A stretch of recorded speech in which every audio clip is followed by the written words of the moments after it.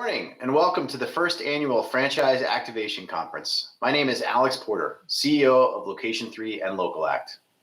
I, on behalf of our partners at Google and the International Franchise Association, am excited to kick off this two-day event focused on providing you, the franchisee and business owner, with actionable takeaways to help you manage and grow your business as we go forward. Over the next 2 days, you have the opportunity to learn from leading experts in the fields of marketing, law, operations, governmental affairs, and more, as well as hear from other franchisees about how they are managing in today's complex business environment. I want to take a moment to thank and recognize the IFA and Google. Google is truly invested in your success. They provide multiple opportunities to attract new customers and revenue to your location, and they are dedicated to the success of the franchise world. The IFA is your champion and is also committed to your success and the success of your peers in franchising. They are working relentlessly behind the scenes with federal, state, and local government officials to ensure that you, your business, and your communities are top of mind. I'd also like to specifically offer a big thank you to the current IFA chair, Catherine Monson, who will provide closing remarks at the end of this conference tomorrow as she tirelessly works to ensure all of our success. I've been involved in the franchise community for the past 10 years. I'm a certified franchise executive and a representative on multiple committees within the IFA itself. Why am I part of the IFA and this community? Because what we do at LOCALACT directly impacts our partners and the franchise community as a whole. There is nothing more I love to hear than when our franchise partners share the stories of how we're actively helping them drive more customers and supporting them in growing their businesses successfully. Lastly, I wanted to thank Robert Crisanti on his work for all franchises for the last few years and congratulate him on a very successful tenure as the CEO of the IFA.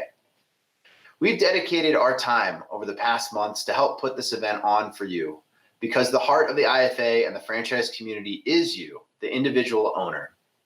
Thank you for taking the time over these next days to engage with this virtual conference. I am certain that you will come away from this event feeling inspired and knowing more about how to continue your success as we head toward 2021 and beyond. I hope you enjoy this event. And now it's my pleasure to introduce Paul Pickett with Wild Birds as the opening keynote. LOCALACT is the premier local digital marketing platform for franchises. From hyper-local advertising campaigns on Google, Facebook, Bing, and Yelp, to local business profile management and online performance reporting, LOCALACT gives you the tools you need to increase revenue for your own business. Our team of local marketing advisors is ready to help put your business front and center in your local market, so you can start converting more online shoppers into actual customers today. LOCALACT. Everything is local. Since 1960, IFA has worked for the franchising community, celebrating the unique power of our business model to launch and grow brands that consumers know and trust. Brands are the bedrock of franchising, not just a name, but an unmistakable message of quality, consistency, and efficiency that is vital to how our members operate. Brands, together with their local franchise owners and the businesses who support them, are why franchising works. Because each of the 733,000 franchise establishments across the U.S. tells a story of opportunities created, 7.6 million jobs across 300 unique brand sectors. And IFA is working to promote, protect, and enhance them all. Your stories help us make an impact at every level of government, fueling the efforts of IFA's advocacy and government relations team, informing the message we take to policymakers, helping us create a business environment that helps franchise brands grow. Our successes on the policy front work hand in hand with the best-in-class business development programs, professional growth opportunities we offer at the IFA convention and at franchise programming events around the country. And as consumer trends and markets evolve, we are continuously developing innovative content to ensure our members have the tools they need to succeed. Through our in-person educational opportunities and regular webinar programming, as well as ongoing research into key issues impacting the industry, The IFA Foundation plays a critical role in enhancing how our members do business. The IFA Foundation is working to build a community that is inclusive, diverse, and a force for good wherever franchises operate. Through initiatives like Franchising Gives Back, we're shining a light on the charitable work of our members, opening doors for our returning warriors through VetFran, empowering our members through the Diversity Institute. And we are ensuring that the rising generation of talented entrepreneurs and innovative leaders have a platform to jumpstart their entry into the marketplace, providing mentorship and scholarships through our Next Gen initiative. For 60 years, IFA has provided a unified vision for the franchise sector, strengthening the ties that bind our community and championing the power of brands to create incredible value for your business.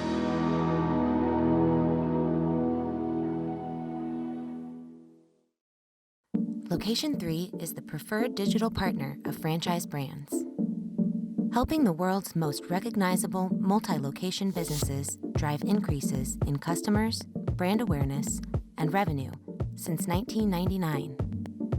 We can help you make better sense of your marketing data, create balance between national and local advertising programs, and support local business owners with targeted digital marketing. Contact us today to learn more. Location 3, Enterprise Strategy, Local Activation.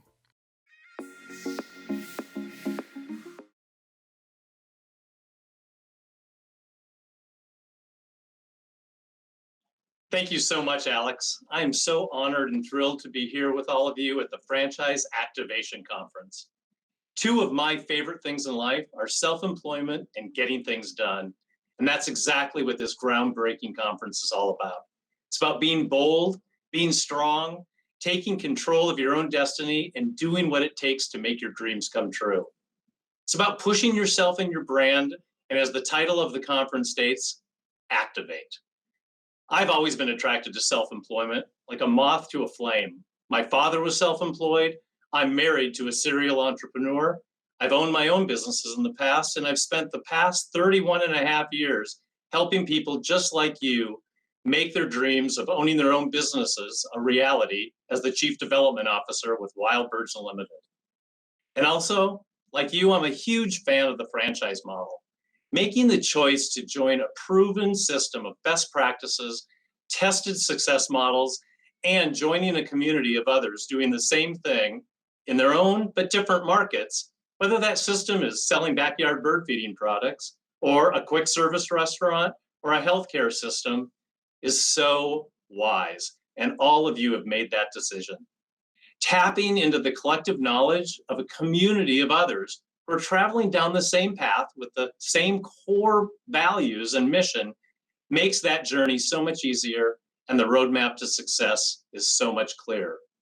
But you still have to do the hard work. You still have to act. You have to stay focused and keep your eye on the end game. And during these current times, that challenge has been even more challenging. So today, I want to talk to all of you about some wins that I have seen during these last nearly 10 months that we've been dealing with this pandemic. I'm going to share some individual wins that we've experienced at Wild Birds Unlimited, as well as a few examples of other franchise brands who are able to change course midstream. And I'm also going to share some thoughts that are a little less tactical and a little more, and just wait for it, a bird's eye view, of how brands and individual franchisees have won during these times. But I can't imagine talking about my thoughts regarding how to grab onto winning business strategies without first addressing the horrific times that we've all been experiencing. The personal losses of individual lives, business shutdowns, school shutdowns, racial unrest, an interesting and, to say the very least, challenging election cycle, and the emotional roller coasters that we've individually and collectively been experiencing cannot be ignored. I personally send out my heartfelt sympathy to those of you who experienced those losses. And while in no way do I want to diminish those earth-shattering losses, I do know my audience. And I know that if you're here listening to and participating in this conference, you're looking for a path forward. And that's what we're going to try to do together during the next couple of days. So let's talk about wins. Wins have been, to say the least, a little hard to define nowadays. For some brands like Wild Birds Unlimited, who were deemed essential and had a big demand for their products and services, the wins are defined by huge increases in market share, customer demand, and top-line sales for our franchisees. That being said, for other brands and industries, a win may be defined as just staying afloat as you try to change the way you do business to keep your doors open. And for others, just being here, not giving up, trying to figure out that path is the biggest win you can hope for. But I know franchisees, and I know that however a win is defined or manifested, you will figure it out. And if you don't, you're going to come back in a new version of yourself and your business, and knowing that is a win in itself.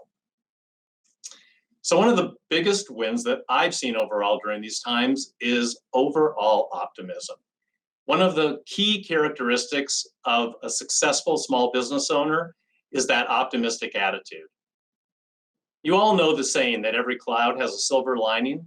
Well, I personally like to think that if you stare at that silver lining with enough focus and long enough, pretty soon all you see is silver and the darkness fades. Time and time again, when I talk to our franchise store owners who are working truly the longest hours that they'd ever worked, even more than when they first got into the business and started their stores, I would talk to them oftentimes at night during the times that they were making deliveries to their customers who had ordered bird food either online or phoned in their order to the store at 8, 9, sometimes 10 o'clock at night. Our franchisees, they were exhausted, but they were upbeat. They would talk to me about how wonderful it was to see the smiles of joy from their customers from their windows when they safely dropped off the order on the front porch. They shared stories with me about customers calling them on their cell phone from inside the house, asking them to take a quick walk around the house to the backyard to see their baby bluebirds, ask them about tips on how to enjoy the birds more. And our franchisees told me about stories, notes, and their customers trying to give them tips for the delivery, and just how much they appreciated that during those dark days they could still get their bird seed, and how much the hobby was providing them with just a focus of light and joy during the time. My point is not to talk about kudos to the Wild Birds Unlimited system. It's about the attitude of seeing that silver lining. We all could have easily gotten bogged down in the negatives about the challenge that we were all facing. And yet our franchisees and all of you were working much harder, longer hours. For us, the first couple of months, we saw a slowdown in sales. We saw the loss of employees. And that list of challenges, it could go on, but our franchisees stayed focused on that silver lining. They stayed focused on the path forward. And most importantly, they stayed positive as they could possibly be during those times. Staying positive, that may not be a win itself, but it is, in my opinion, the only way to get to the wins. Another win, accelerated adoption. Okay, I made a promise not to say the P word during our time together today, but face it, we all know that when I say accelerated adoption, I mean pivot. But we've all heard that word a lot. I'm gonna stick to my guns and try not to say it more than necessary, but it truly is one of the biggest wins that I've seen or heard of in my entire professional career. We have seen more change and more adoption of new business strategies quickly in the last year than ever. New marketing platforms and message delivery systems were adopted. For Wild Birds Unlimited, we made major shifts in our messaging. One of our foundational customer acquisition and retention strategies for years had been both in and out of store community talks. Well, clearly during the pandemic, that was not going to be possible. But our franchisees and their teams kept it going, just not in person. They did Facebook Live events. They recorded events and emailed them out to their customers, and they were a huge hit. We upped our focus on digital marketing. We changed our messaging, learned better how to navigate through Google Ads, Facebook posts, and created new creative content better and faster than we had ever done in the past. We had an online platform that was slowly being implemented here at Wild Birds Unlimited, but we ended up onboarding new franchisees at about a 400% increase per month for the first couple months. And talk about accelerated adoption or pivoting. How about the financing options, the PPP loans and EDA loans? Within days of the PPP loan program being announced, but before it was even passed into a law, thousands of you got your materials together and submitted applications to get access to this much needed capital. I happened to be the one who managed it for our system. And let me tell you, it was a crazy ride. We got new rules and regulations sometimes being delivered to us daily, but most of us got it done. I know that our team bobbed and weaved faster than ever, but we got it done. And now let's hope that the government gets their act together to get another wave of these loans available to all of you who really need that second shot at getting more capital. New product development. It's another huge win. A dear friend of mine, Nancy Bigley, who's the COO of Painting with a Twist, wine and sip brand, had a nearly system-wide shutdown of their studios immediately when the pandemic hit. Well, they also immediately moved to selling their painting kits in a safe, curbside fashion to generate cash flow for their franchisees. And very soon after this happened, they migrated to virtual painting and sipping parties along with their kits to get additional revenue stream. Working with their suppliers, they even negotiated a partnership for the vendor supplier to direct ship those kits to consumers so that the customers could create these events easier and not being limited to customers just in a specific trade area. What that did was it brought families, friends, and then they went to corporate and company events across the country together to share moments of joy during these trying times and to keep their franchisees in business. Here at Wild Birds Unlimited, we developed Share the Joy boxes for our store owners to sell online and via the phone, grouping products that help consumers attract specific birds to their yard in an easy to sell, easy to ship package that help the customers further enjoy and expand their ability to attract cool birds and wildlife to their yards.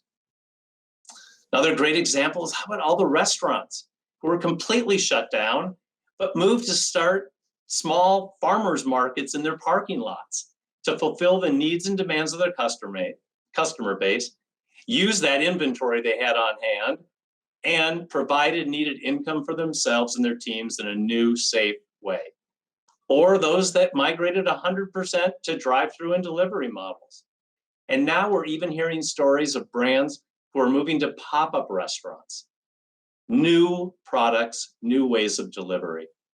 And the cool thing is that these new revenue streams are becoming permanent parts of the way we do business now. Yeah, it took a bunch of fast footwork, but it worked. It's just another great example of the ingenuity of the franchise model and a win. Franchisees clearly telling their franchisors of a need, and franchisors reacting swiftly and giving their system what they need when they needed it. Another win is collaboration and communication. I mean, I get it. We're all maybe a little weary of video conferencing, but you know what? It has allowed us to stay connected, and in many cases, it's allowed us to communicate in a new and in some ways often more personal way. I myself make way less phone calls and jump on video calls with my candidates, our franchise store owners, and peers whenever possible. I used to have a saying, I would never award a franchise to a new candidate without seeing the whites of their eye. That used to be in a conference room across a table from them. Well, now that's clearly not possible, but guess what? It still happens, just in a different way. And the win is the time and the money and the effort that's saved by everyone involved. But that increase in collaboration and communication is not just about technology advancements. These times have required us to all connect more, have more clarity of message, and probably added an additional level of candor to our conversations in order to move forward effectively. And from all indications, from my franchisee and franchisor friends and peers, we have won. And this speaks very clearly to one of the great benefits of being in a franchise system. I have very close personal friends who own independent businesses, not franchises. One owns a coffee shop and the other owns a garden center. In both of these cases, they felt like they had little to no lifeline on how to pivot to curbside, how to reach their customers when they were closed. And more importantly, they felt alone. All of us here today have the comfort and knowledge of knowing that being here in the franchise space means that none of us ever have to go it alone. And that is a huge win. Well, I couldn't talk about collaboration without sharing one of my favorite stories of what happened during this pandemic. The massage franchise space, headed by my friend Shane Evans, who's the CEO of Massage Heights, proactively reached out and got together with her competitors in the franchise space. Yeah, her competitors. They all got together to work collaboratively on a level of and the definition of safety best practices for the whole franchise massage industry, including franchisees, their teams, and their customers. They worked together responsibly to create a list of safety best practices to make the industry safe and sound during these times, and they shared them with all 50 state governments. Talk about a win. Franchising, I am so impressed. Well, we couldn't be attending a conference that's co-sponsored by LOCALACT and Google Partners without me talking about the huge marketing wins that many of us were able to realize. It became very clear very fast that we were going to have to change both the way we marketed our businesses and the messaging that we shared. So who knew that you could do a full online digital campaign so effectively, so easily, so efficiently, and so affordably? Our customers all wanted to hear from us. They wanted to support us and they wanted a connection, just in a different way. They were home and they were online, and we met them there with the help of our strategic partners. The help that we received from LOCALACT and Google made such a difference in our ability to reach our customers. I can't even imagine that we would have imagined it in the past. Here at Wild Birds Unlimited, we had big wins. We found lots of actually brand new customers, and not just the customer demographic that we'd attracted in the past, but new and younger customers, customers who didn't even know that they wanted what we were selling, but they did now. They wanted bird feeding for their families. They wanted to do something in their home, and LOCALACT and Google helped us get there. We all learned that customers wanted education and content that we used to provide by doing in-store and in-person events. And as I mentioned, customers responded equally well to Facebook Live and pre-recorded events. We even had some of our franchise store owners who took their phones and their customers along with them on bird walks. And the beauty was you didn't have to show up at 7:30 on a Saturday morning to participate. You just watch it later in your PJs with a cup of coffee from the comfort of your own couch. It's a huge win. We all also learned very quickly that we had to provide joy in our marketing. People were tired of the gloom and doom news cycle. They wanted and needed something positive in their lives. We launched a nature-centered podcast here at Wild Birds Unlimited and had terrific response. Other well-known brands made similar commitments to sharing education, sharing wins, and sharing joy with their customer base with extremely excellent results. The strategy and implementation was in no way limited to us. It didn't matter whether you were selling bird food or pizzas or signs. Every one of us and every one of our brands knew that our customers were hungry for content. We created it and delivered it in the way that they wanted it. It was universal. And we all had to do it by changing course midstream. Fast Signs is another brand, completely changed their approach.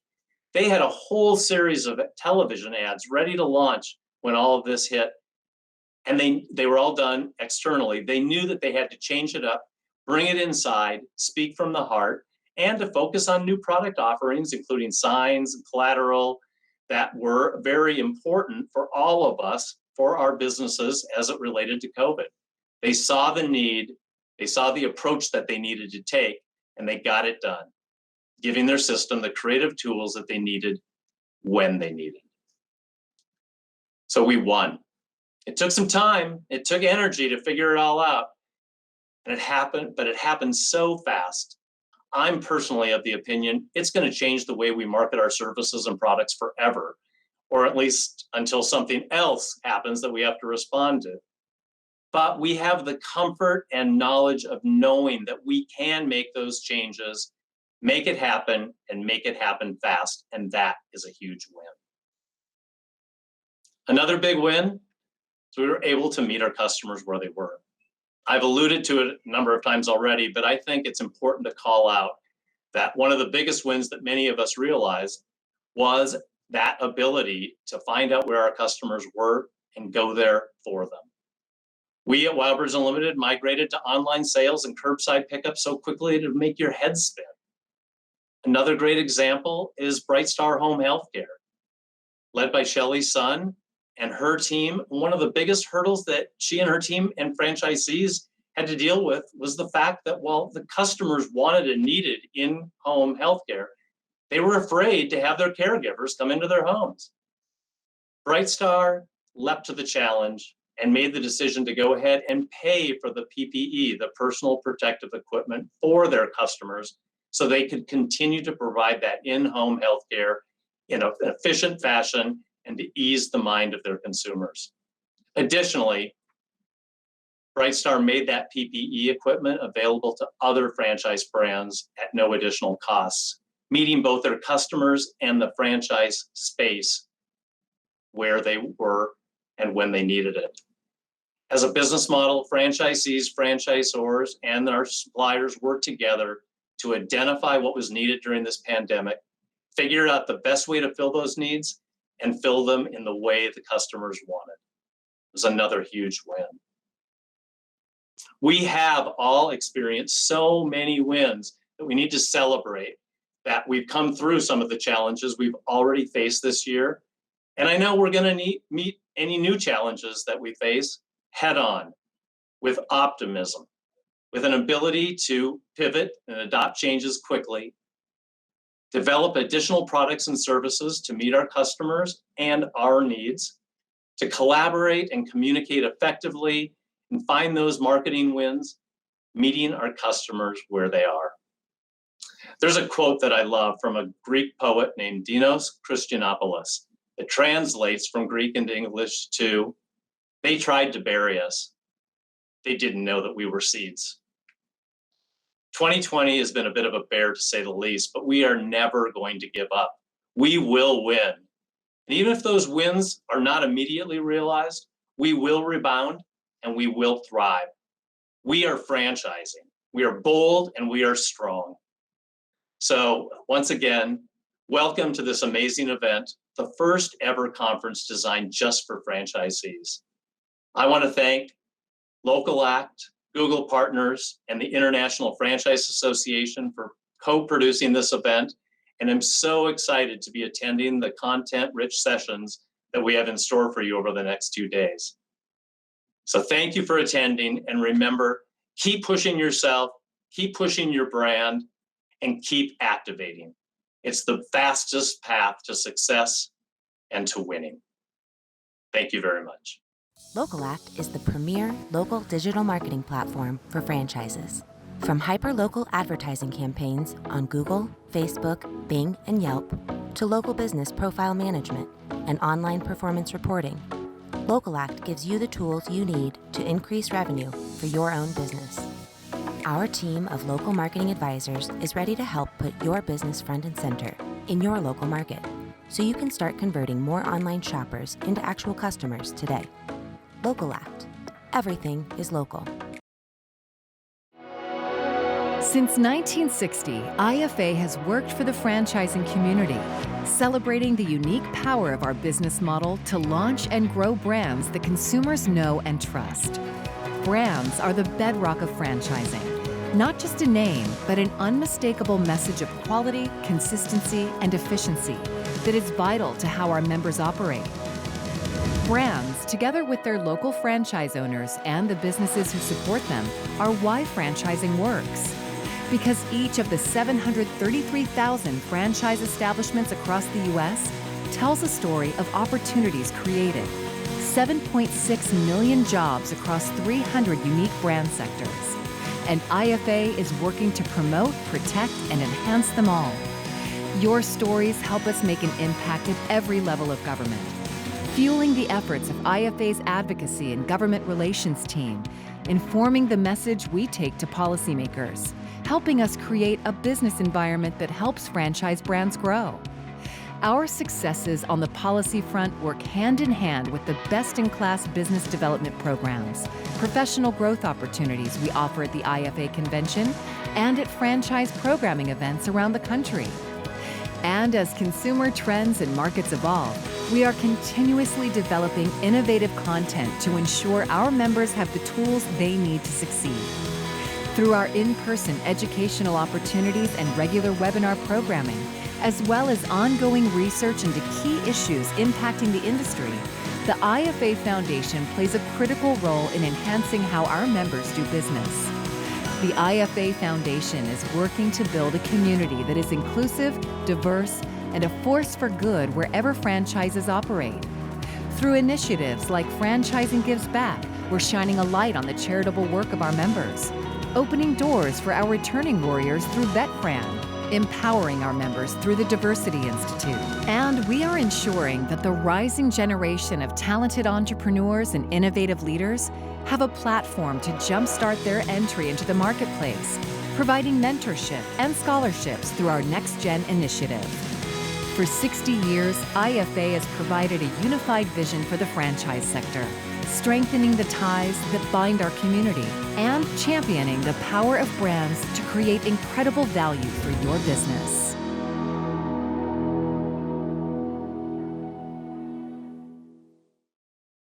Location 3 is the preferred digital partner of franchise brands, helping the world's most recognizable multi-location businesses drive increases in customers, brand awareness, and revenue since 1999. We can help you make better sense of your marketing data, create balance between national and local advertising programs, and support local business owners with targeted digital marketing. Contact us today to learn more. Location 3, Enterprise Strategy, Local Activation.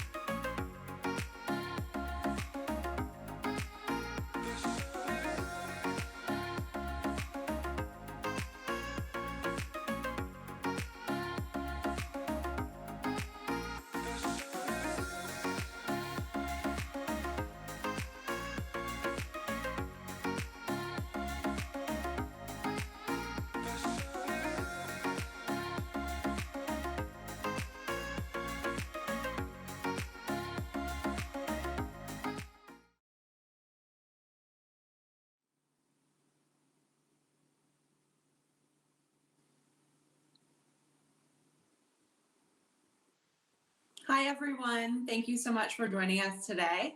My name is Erica Farage, and I am the Vice President of Political and Advocacy at the International Franchise Association, also known as IFA. I'm here today with my colleague, Matt Haller, who is our Senior Vice President of Government Relations and Public Affairs at IFA. Matt, thanks for being here today, and thanks for joining in on the panel. Thanks for having me. Looking forward to the discussion. Yeah, absolutely. So before we really jump into all things political advocacy election. You and I are really the first introduction to many of our attendees today in terms of what IFA is. So can you talk a little bit just about IFA generally and, particularly the value for franchisees? Sure. So IFA is a large organization made up of three legs of the franchising stool. We have about 1,400 brands, tens of thousands of franchisees, and about 700 industry suppliers. And for franchisees, it's really about two main things, I would say, information and networking. On the information side, we do a ton of content around not only what we're going to talk about today, which is really in the policy space and government relations and how you can get involved in helping improve the business climate for franchisees, both at the federal level and the state and local level on issues that are hitting your bottom line or the business model, but also information about what's happening in the industry and broader trends as well. So through our conferences, through our online sessions during the last 9 months, during COVID, there's just been a plethora of information that, particularly for franchisees in smaller and medium-sized systems where you may not be having the same amount of corporate support for that type of information, we're a great resource for that. And in most cases, involvement in IFA for franchisees is free.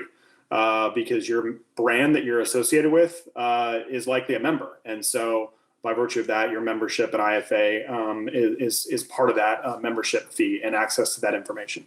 On the networking side, we get franchisees together all the time. We have a group called the Franchisee Forum. That's really the franchising leadership of the IFA. And, there's all sorts of conferences and events, virtual networking opportunities that IFA puts together. But it's also the collaboration of just what franchisees are doing or seeing with the business challenges they're facing, I find is one of the most valuable things, the human relationships that, we all want more of right now. In most cases, they still are strong during this unprecedented time that we're all living through. But when we see them in real life at our conferences and events, it's really powerful. So those are some thoughts on IFA as an introduction. Really great overview. So up next, let's get into sort of what you and I do on a day-to-day basis in terms of government relations and advocacy. IFA, as you mentioned, we do a lot of work on the legislative front with both, Capitol Hill, members of Congress, the administration, regulators, and of course, down to state and local levels as well, to protect, promote, and enhance the franchise business model, particularly for franchisees. This has obviously been an incredibly difficult and wild year for obviously the entire country, but also, what we've seen in terms of the impact of COVID-19 on franchising, the franchisee business model, and a lot of franchisees' bottom lines. So can you talk a little bit about what we have done at IFA, really starting in March when the pandemic hit, to help secure relief for franchisees and some of those specific programs that have really been able to help franchisees weather this continuing storm? Yeah, thanks, Erica.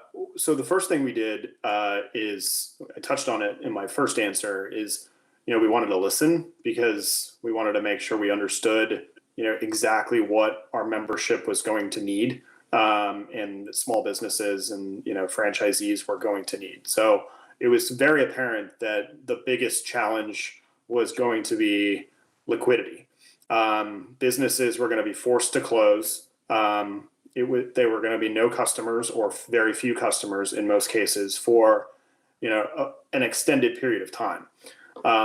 So in March, as the government started hearing the same from their constituent business owners and developing a small business recovery package, there was discussion around the Paycheck Protection Program. And Chairman Marco Rubio and House Small Business Committee Chairwoman Nydia Velasquez from New York were both asking for feedback from IFA and myself and some of my colleagues who are also lobbyists on our team, and sharing, various proposals about what what ultimately became the PPP with us. And what was clear to us would be the most important thing for franchising is making sure that franchisees were eligible. And that seems like a really simple thing, but they needed to write language explicitly into the law that waived the so-called affiliation rules for franchising. And had they not done that, and had we at IFA and others who were lobbying for this this provision not been successful, it's possible that no franchisees would have been eligible for any of the Paycheck Protection Program loans that were a huge bridge for that first several months between April and June in terms of getting some liquidity support for a period of time. Now, I know a lot of franchisees have felt like, and a lot of other business owners, that PPP is not enough, and we totally agree. In fact, the beginning of PPP, there were still problems. So the other thing that IFA did, as businesses started looking at how they were going to use their grant that they were given to bring back employees on payroll and pay for parts of their overhead, it quickly became apparent that the requirement to use 75% of the funds on payroll was too much. Right. So we worked closely with Congress to ultimately draft and then lobbied for, with a lot of franchisees helping make this push, for what was then known as the PPP Flexibility Act. The biggest two things that act did is it changed the requirement to pay workers 75% on payroll to 60% on payroll. So that gave you more flexibility to use those funds for things like rent, mortgage, and other expenses that you were going to have. The other thing is it moved the requirement to spend the PPP funds within 8 weeks, extended it out to 24 weeks. So that really gave businesses a lot more flexibility about how to use the money based upon the patchwork of federal and state and local requirements around businesses that had to be closed or partially closed, and those types of things. So, I think the most important thing is we listened, and then we turned that into, really two successful policy wins for franchisees and workers. So that's a little bit about the work that we've done this year. Yeah, I think what you said, we listened, and we also, IFA has thousands of franchisees as members. And so their voice, I think, in that process was extremely important.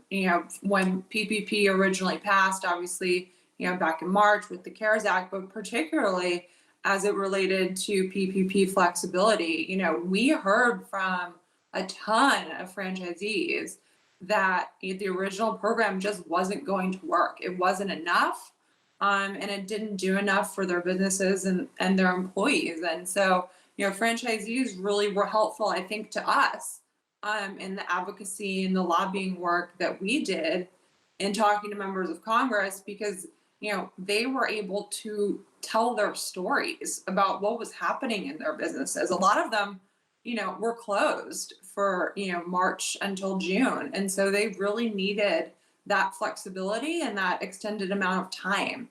And I think franchisees talking directly to their members of Congress really made a huge difference as it relates particularly to PPP flexibility and the changes that we were able to get for franchisees there. So appreciate that overview. So, okay, we talked sort of, March through June. It's now December. And not feels like March again. Not a whole lot has happened since June. Congress hasn't passed anything. So can you talk a little bit about really what our priorities are for additional relief for franchisees? And then also, what are the prospects of something being passed this year? You know, we've been lobbying for additional relief since June. We held a virtual lobby day in July on a lot of the priorities that you're about to talk about. So we've certainly been putting in the work, but what are those priorities, and what do you think sort of the outlook is for the next month or so here?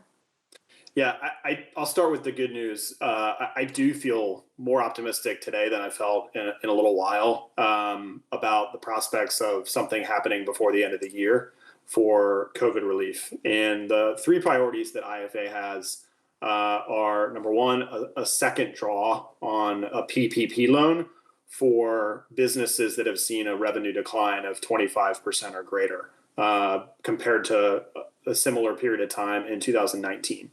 So that's number one. Number two is, keeping on the eligibility theme that I talked about earlier, that the same types of businesses and eligibility rules carry over from the programs earlier in the year.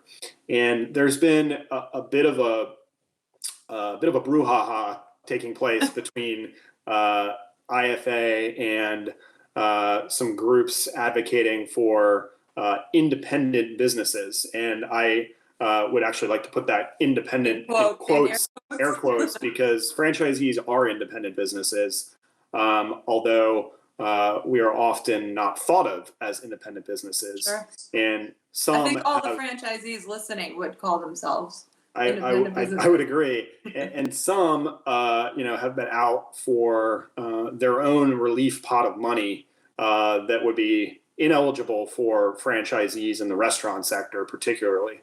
So IFA has been making sure that Congress hears loud and clear that would set a horrible precedent on franchise law going forward. And, we just can't have that. So, we're making sure that franchisees and non-franchise businesses are on the same playing field. Congress shouldn't be picking winners and losers based upon business model type. Yeah. If you have one restaurant or one sign franchise, you're competing with, somebody that owns a restaurant or a sign business on the other side of the road. Yeah. So that's number two. The last thing, and this is really whether you're open or closed, you're going to be open eventually, and it's unlikely that we're going to have sort of herd immunity in this country for quite some time. We really think liability protections are a huge, huge issue. About a dozen states have passed some level of state liability protection, and a number of others are likely to do that here in the new year. But a federal law that creates liability protections within reasonable measures are taken to protect both consumers and the workforce are totally appropriate for something like this, so that business owners aren't looking over their shoulder. We've seen a significant amount of kind of drive-by lawsuits, so to speak, already picking up for businesses that have been open, both in the consumer space and the employment space. So that's a big priority and something that I think still has a good chance of becoming a reality here before the end of the year. I'm glad that you're a little bit more optimistic than perhaps we have been over the last few months. I know that, everyone listening certainly needs additional relief, and hopefully, we're able to get that before the end of the year here. Matt, you touched a little bit on states and what they've been able to do. We've seen over just the last 2 weeks, states beginning to do, some kinds of restrictions or additional lockdown measures, scaling back. Can you talk a little bit about what we've done on the state level, either for particular industries that have been, kind of harder hit by a lot of these restrictions, and also sort of the tracking that we're doing that's available to franchisees to follow along in terms of what's happening in their state or their locality?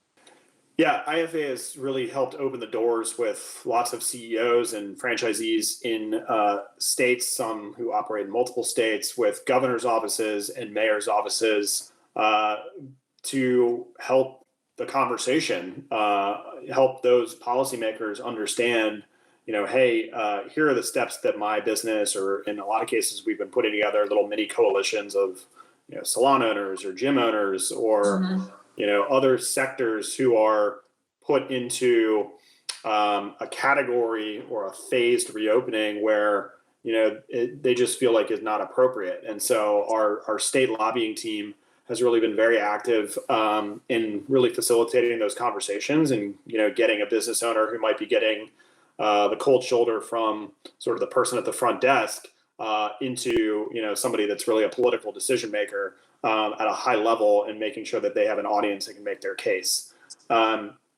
We also we're involved with a lot of state and local groups. We don't have a federation, so there's not like a California Franchising Association, but there are organizations that IFA is involved in, from retail associations to restaurant associations and others like that, where we can sort of move earth a little bit more quickly for our members. So, that's just another kind of resource that on the government relations and advocacy side, it's been less about passing a law and more about, working kind of behind the scenes with policymakers to help improve the ability for our members to be open. Because more than anything, franchise businesses, all businesses, they want to be open, they want to be safe, they want their employees and their customers to be safe, but they want to be able to serve the community. Absolutely. And I think that, what we're doing on the state side of things and the local side of things, even working, with cities is going to, unfortunately become increasingly important over the next few months here as COVID continues to spike. So we are absolutely available to be a resource for franchisees who, need really that, as you said, sort of that access more than anything else to either their state or local elected officials to talk to them about, as you said, needing and wanting to be open for their employees, their businesses, and their communities. So I think, everything that we're doing at the state level is just as important as what we're doing. You and I are both in DC, as what we're doing here in DC. I want to change topics a little bit, but of course this is all extremely related. Think that everyone that's watching us today probably knows that there was an election a few weeks ago. Made some news, made some headlines. It's continuing to make some headlines, but we have what is going to be a new administration coming into town. Now President-elect Biden will be sworn in here on January 20th. Yet to really see what that inauguration will look like, certainly.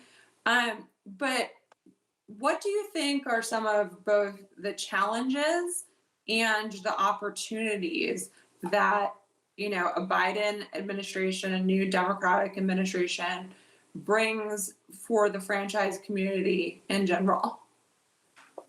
Yeah, we're excited about the Biden administration. The Trump administration did a lot of good things on the regulatory side, as well as, things like the tax law for, really all businesses.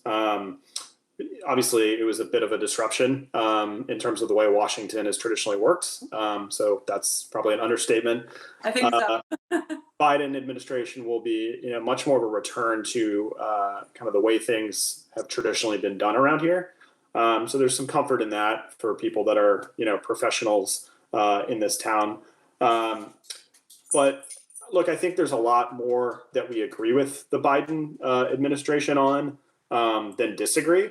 And I think more than anything, this next year is going to be largely focused on, getting the economy going again, right, and getting businesses and consumers, getting the vaccine out, getting the country safe, which is really the quickest pathway to getting the economy back to full, to where it needs to be.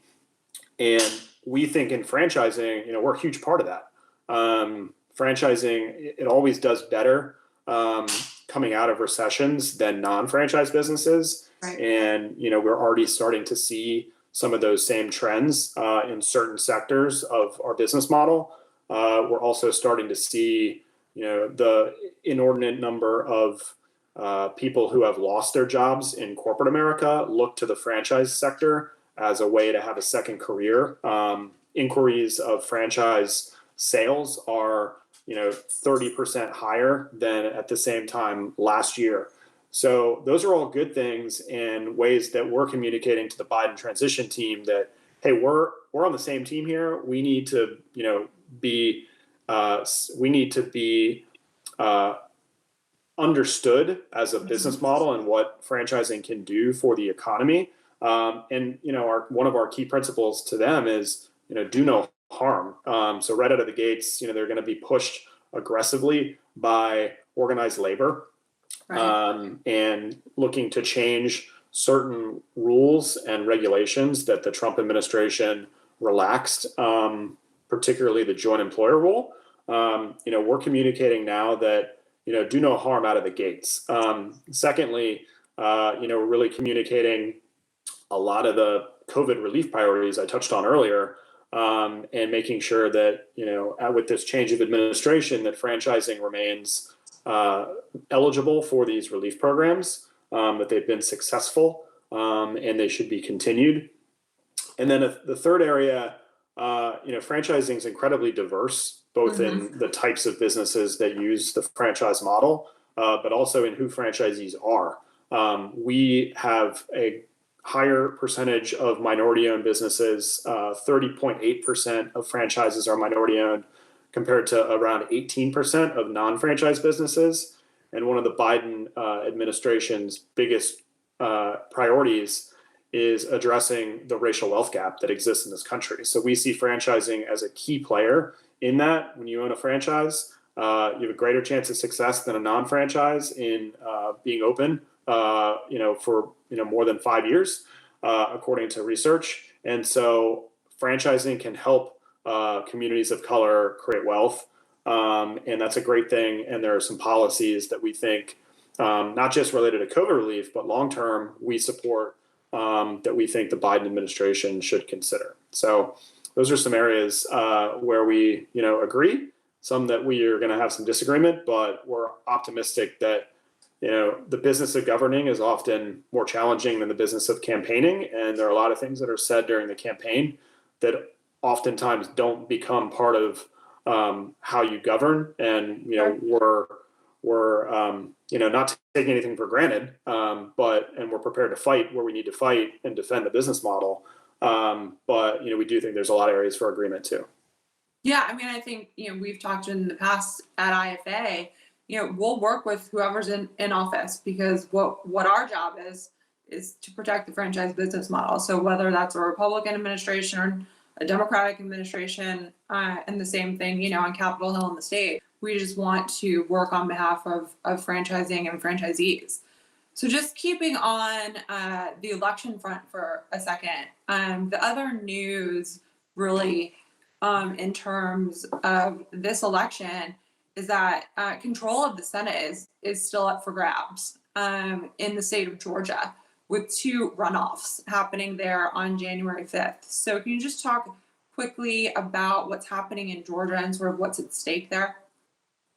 Yeah, so Georgia is a really quirky election state, and you have to, at the Senate and House level, you have to receive 50% plus 1 on election day in order to take office. Neither Senator Loeffler nor Senator Perdue received 50% plus 1, and so there's a runoff first week of January where just the top 2 vote getters will be on the ballot, and the balance of power in the U.S. Senate is at stake, and that means a lot in terms of the calendar and the priority setting in Congress. Divided government, both sides are going to have to come to the middle. If one party controls everything, the worst ideas are that are the most outside the mainstream are going to be a lot harder to keep in check. And so that's really what's at stake in Georgia with franchising. Some of the most challenging policies that are out there, could become law if there isn't a check on some of the things that I touched on earlier that the Biden administration, the Biden campaign talked about, and that some in the Democratic Party on the very far left are supportive of, namely things like the PRO Act, which would put into law an expanded joint employer standard, which would really, at a fundamental level, just take the keys away from a franchisee to run their own business. All of the labor and employment decisions and the responsibility would, move to the franchisor under the PRO Act.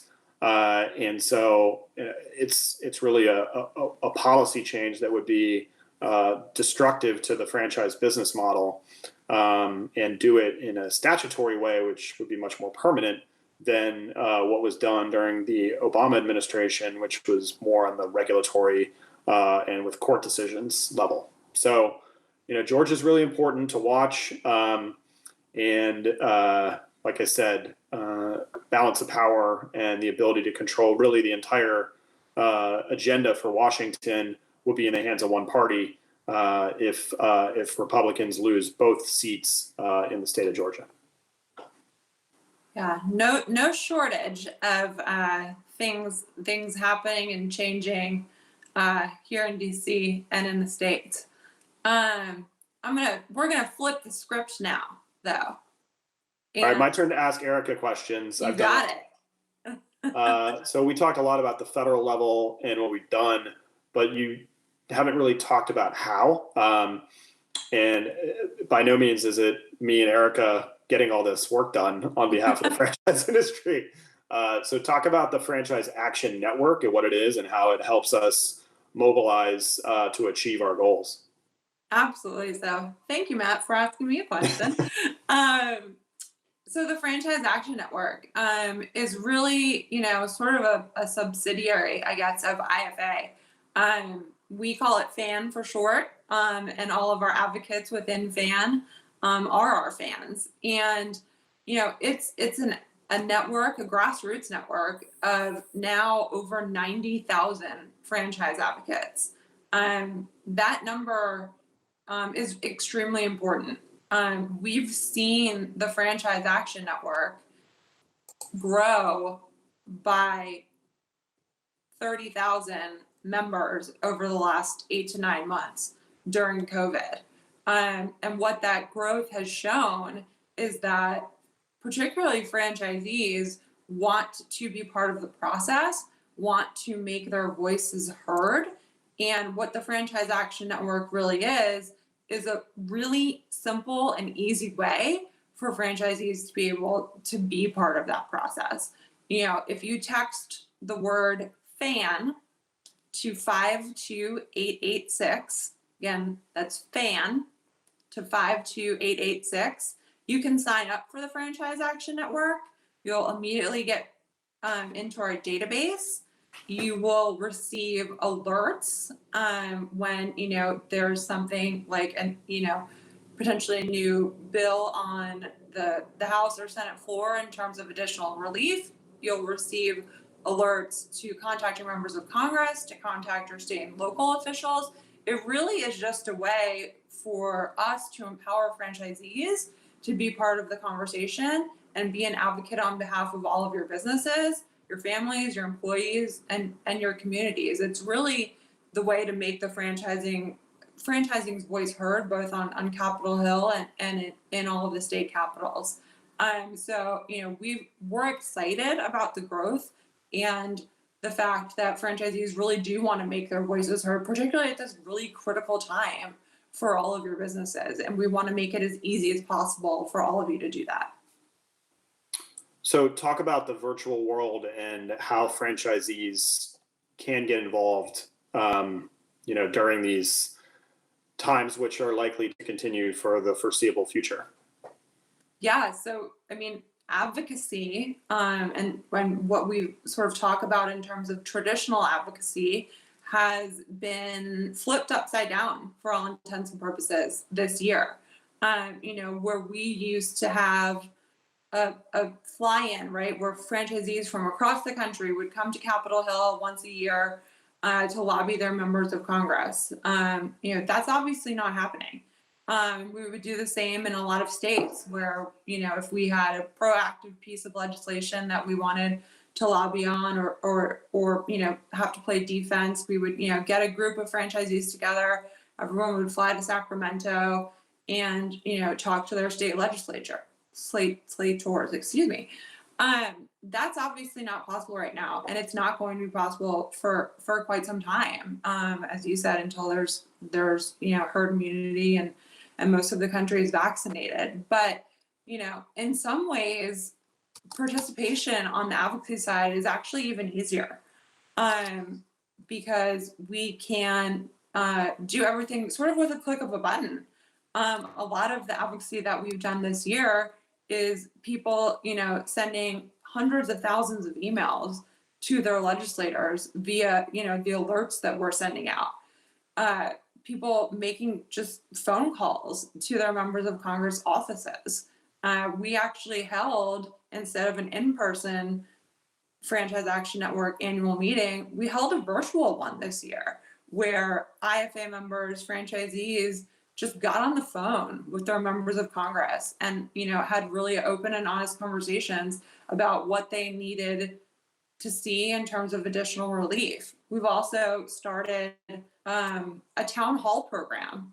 We've had over 80 members of Congress who are, sitting in their home offices or at their kitchen table, like a lot of our folks are doing as well, and have just, created a dialogue and started to build relationships, via phone calls or via Zoom, in this time where, you can't be in a House or Senate office. It's actually bizarrely easier in terms of getting that access and also, getting really the attention of members of Congress and their staff. So we've really tried to give franchisees as much access as possible in this continuing virtual world. And I'm excited too. I think the next step in this, traditionally, we would host what we call in-district events where, a member of Congress would go and visit a store or a location.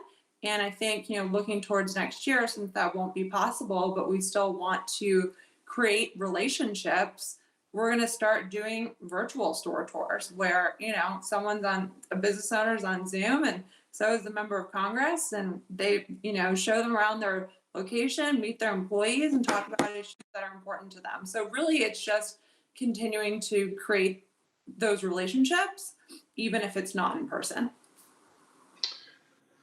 Yeah, it's been remarkable the amount of engagement that we've seen this year. And I hope it's one of the few things from COVID that continues forever, because it's really important to be at the table and engaged.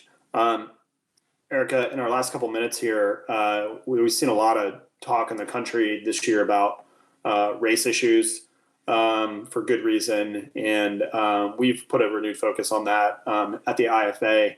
Can you talk about what our work in the diversity and inclusion space has been all about this year, and some of the things that IFA's done to meet the moment for minority franchise owners? Absolutely. And I think you just hit the nail on the head, right? In terms of IFA really wanting to be able to meet the moment in terms of the social justice conversation that's happening. Matt, you mentioned, franchising's diversity stats a little bit earlier in our conversation. 30% of franchise businesses are owned by minorities compared to 18% of non-franchise businesses. That's hugely important. And, that's representative of America as a whole, and what we're seeing in terms of the diversity and inclusion conversation sort of within all businesses. And so just this year, really over the last few months, we've put a renewed focus on all things diversity and inclusion. We launched the Franchise Inclusion Leadership Series, which again, virtual, but has been a conversation. We've hosted 2 so far, one in Atlanta, where a franchisee interviewed Representative Hank Johnson on all things sort of diversity and inclusion. for all of our Atlanta members and franchisees.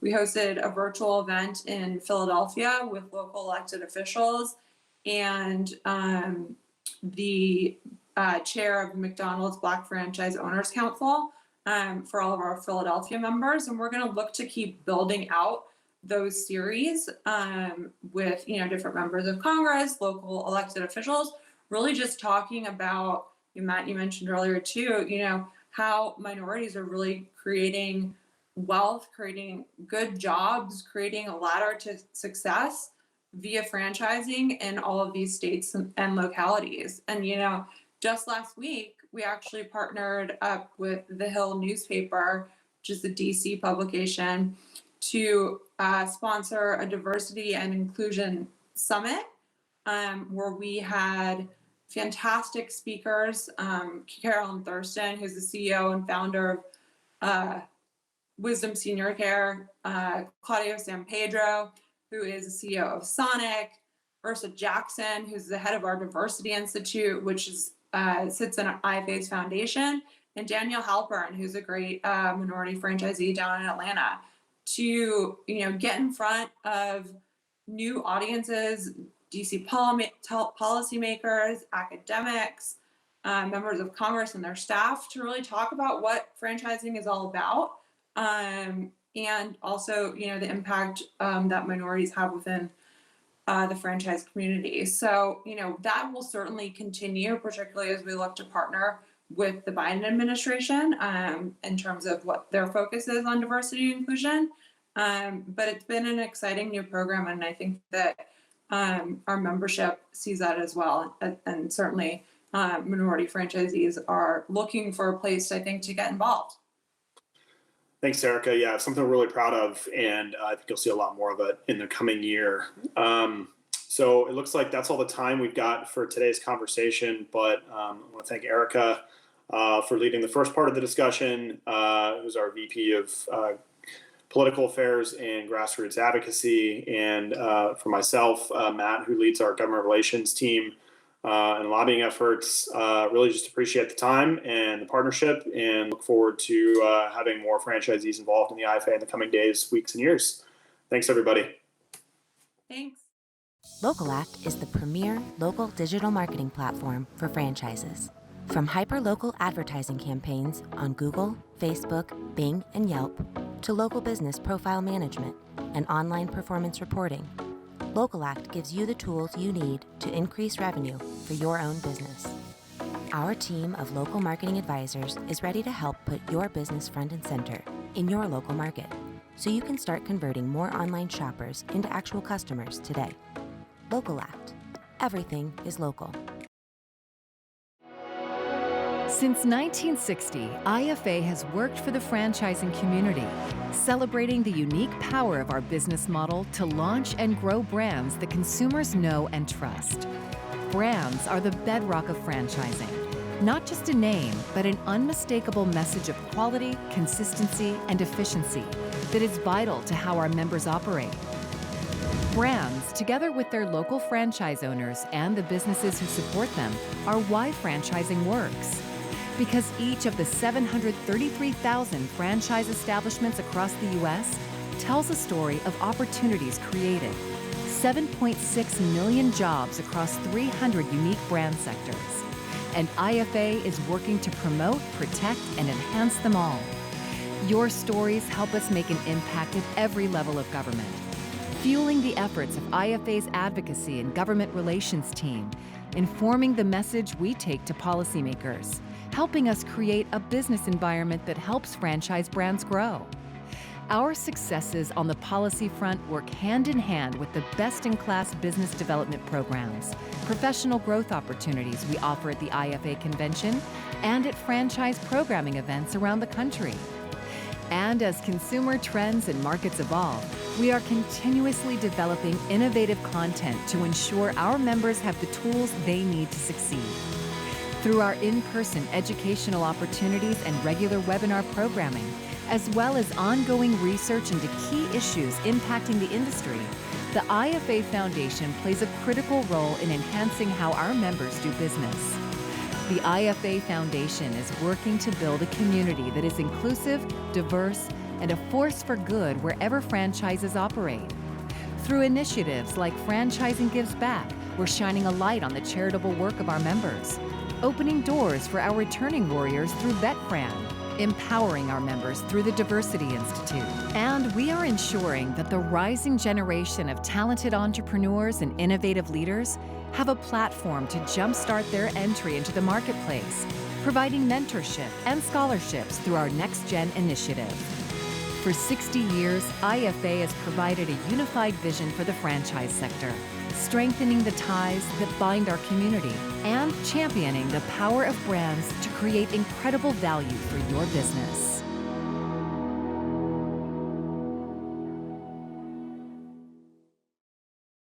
Location 3 is the preferred digital partner of franchise brands, helping the world's most recognizable multi-location businesses drive increases in customers, brand awareness, and revenue since 1999.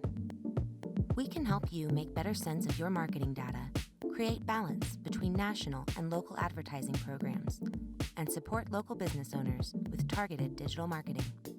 Contact us today to learn more. Location 3, Enterprise Strategy, Local Activation.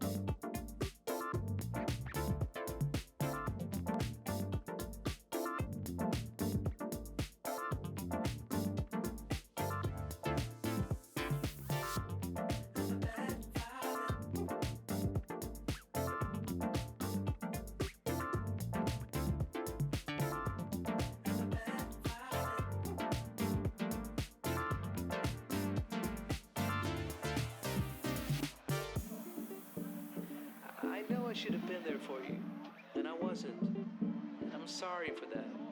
I really am. But I was scared. I didn't know what to do.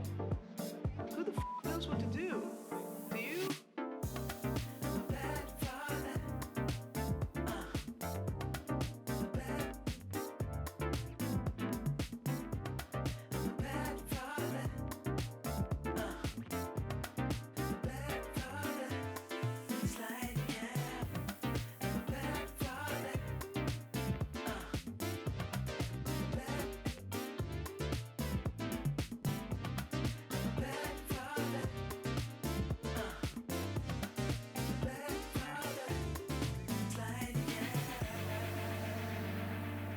I don't think this is a good idea.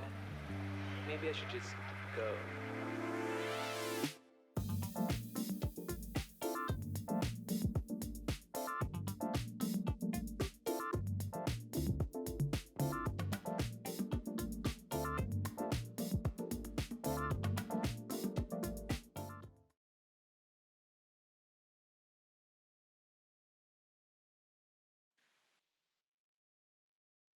Hi, everyone. I'm Carissa St. Laurent with Grow with Google. Thank you so much for joining me today for this session on how to get your local business on Google Search and Maps and make the most of all of the marketing features that are built into the business profile. Today, we're going to cover how to create a business profile on Google if you haven't already, as well as how to manage your information, update, and use all of the marketing features. And we'll walk through what those features are so that you can make sure you're making the most of your business profile on Google. At the end, I'll share some next steps with you as well. So let's dive in and talk about how to create a business profile on Google. This is what a business profile looks like on a mobile device, and you've probably interacted with this before, and most likely you already have a business profile. This information shares the most up-to-date business information as long as the business has claimed the profile and verified themselves as the business owner. This updated information is shared on Google Search and Maps. It is important for it to be correct and updated for the state of your business at this moment, which means you should always be updating great new photos. Make sure that the name is consistent with the marketing across all of your channels. Make sure that you have a great business description that describes what your business is right now and the state of it today. You can also use the other features like updating your service areas and the location, your hours if those have changed, and of course, take advantage of the quick links that are built into the mobile version of your business profile. Your business profiles show up when someone does a Google search. If your business profile matches the content of the search query, then it may show up. Now, there's a lot of different reasons and a lot of signals that Google uses to display business profiles. Three of the main categories within those signals are the relevancy of the search and whether that matches the content of the business profile, the prominence of that business across the web, and also, of course, the location, whether or not the searcher is close by and near to those businesses and those business profiles. These then become really helpful to the searcher when they're looking for businesses that are in their local area that they can shop with, go to, and buy from. Make sure that your business profiles are up to date because 2.7 times more likely will your business be considered reputable, meaning then that someone may click on one of your links and visit your website when you have a fully fleshed out business profile and it's kept up to date. Business profiles also appear on Google Maps. Up-to-date profiles are 70% more likely to attract location visits as well as lead to more purchases. Now, if your business doesn't have a location that people visit, we're going to talk about that a little bit later on how to still configure a business profile for you with the location service area that you work within. As I mentioned before, there's a lot of different signals that Google uses to display business profiles when someone does a search on either Google Search or Google Maps. And the location, of course, is one of those main factors. Your business profile may show up when someone does a search on Google Maps for businesses that are like yours in the area. Your business profile will also benefit from the mobile responsiveness of the profile, meaning that your business profile is going to show up on desktops, laptops, tablets, and smartphones configured for the size of that screen to make sure that it's suitable for all users on all devices. You can see in the screenshots here how the business profile looks slightly different, whether it's the mobile phone, the desktop, or the tablet version. This ensures that people can interact best with your business profile no matter what device that they're on. If you haven't already set up a Google business profile, you can go to google.com/business and click on Manage Now. From there, you'll be able to create your business profile and go through the verification process. For those of you who already have a business profile on Google, you can still go to google.com/business and then click Sign In to enter in and manage your business profile information. So let's talk about that next, how to manage the information. What I want to make sure you understand is that this isn't just a place for you to put your business information, set it and forget it, and never use it. This is a powerful marketing tool that allows you to stay in touch with your customers, reach potentially new customers, and to make sure that you are giving them value across the customer journey. So yes, set that basic business information that most likely isn't going to change, and then use the features within the business profile for your marketing across the customer journey. To manage your business profile, you go to Google My Business. Google My Business can be signed into at google.com/business. And once you do have a business profile created, you'll see a dashboard that looks like this. This dashboard has your basic information and will have tabs on the left-hand side, which we call the left side navigation. So that left side navigation, or the menu that you see on the left-hand side, will give you all of the places that you can go to edit your profile, update information, and use all of the marketing features. You can also edit your business profile through a Google search. Go into a Google search, type your business name, and as long as you're signed into the Google account that's associated with this business profile, you'll see this business profile section that looks like Vince's Village Cobbler in this screenshot, and you'll be able to update your business profile directly from a search results page. You can do things like edit the business information, create posts, and respond to reviews. Now let's take a look at all of the features that are part of Google My Business and all of the things that you can take advantage of. We'll start with the Info tab. The Info tab is where you're going to do most of your editing for all of the public-facing business information, all the stuff that your customers, potential customers, will see. Here, of course, your business name is the most important thing. You need to make sure that your business name matches how it looks across all the rest of your marketing. Now, you would have entered in a business name when you created the business profile from the very start. But if you potentially made a typo, or if you've slightly changed your business name, you can go in at any time and edit that here. As I said, and I can't stress this enough, you need to make sure that your business name here within your business profile matches how it looks across all of your marketing. Everything from your storefront signage to your website to your print marketing materials, and how it appears to your customers and how they know you. You can also choose a business category.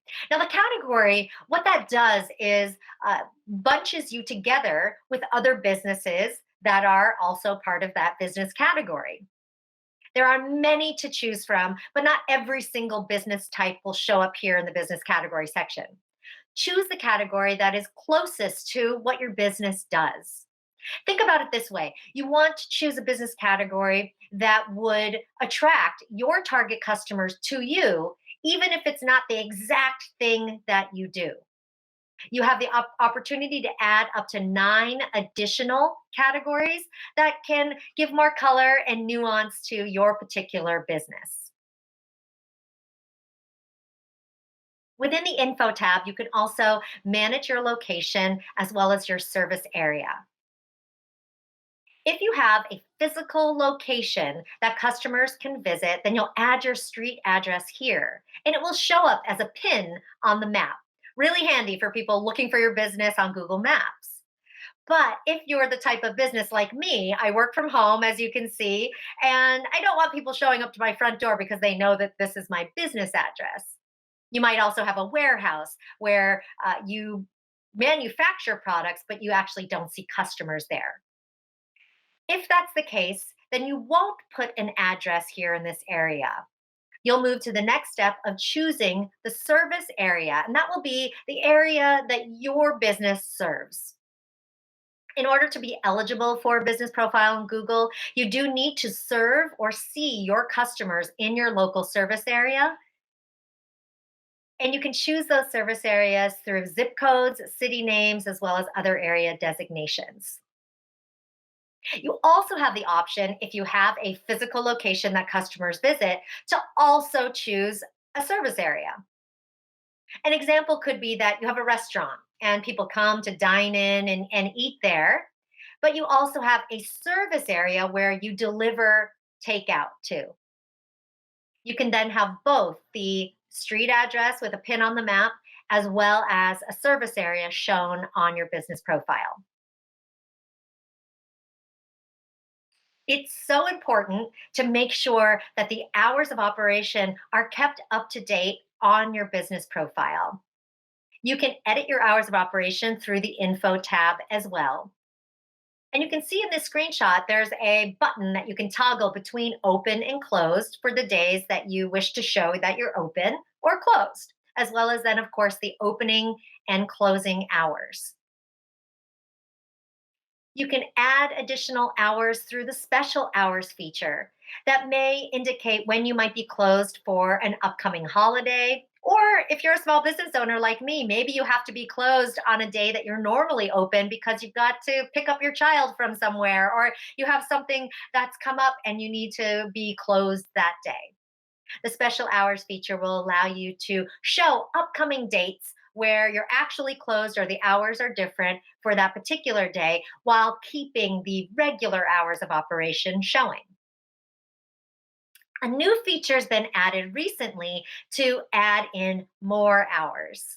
You do need to have your regular hours of operation set first before you can use the more hours feature. More hours was added to be able to add hours for special services that your business might have had to take on during these times. You can see in the screenshot here, there's certain services that you might have different types of hours for. Things like your delivery hours or the hours that for seniors or specifically for takeout. If you have any of these types of services, you'll click on the service and then add in the special hours for this more hours feature. Once you're done, you'll click apply, and that will show on your business profile, and it will also generate a post that shows to people on the mobile version of your business profile.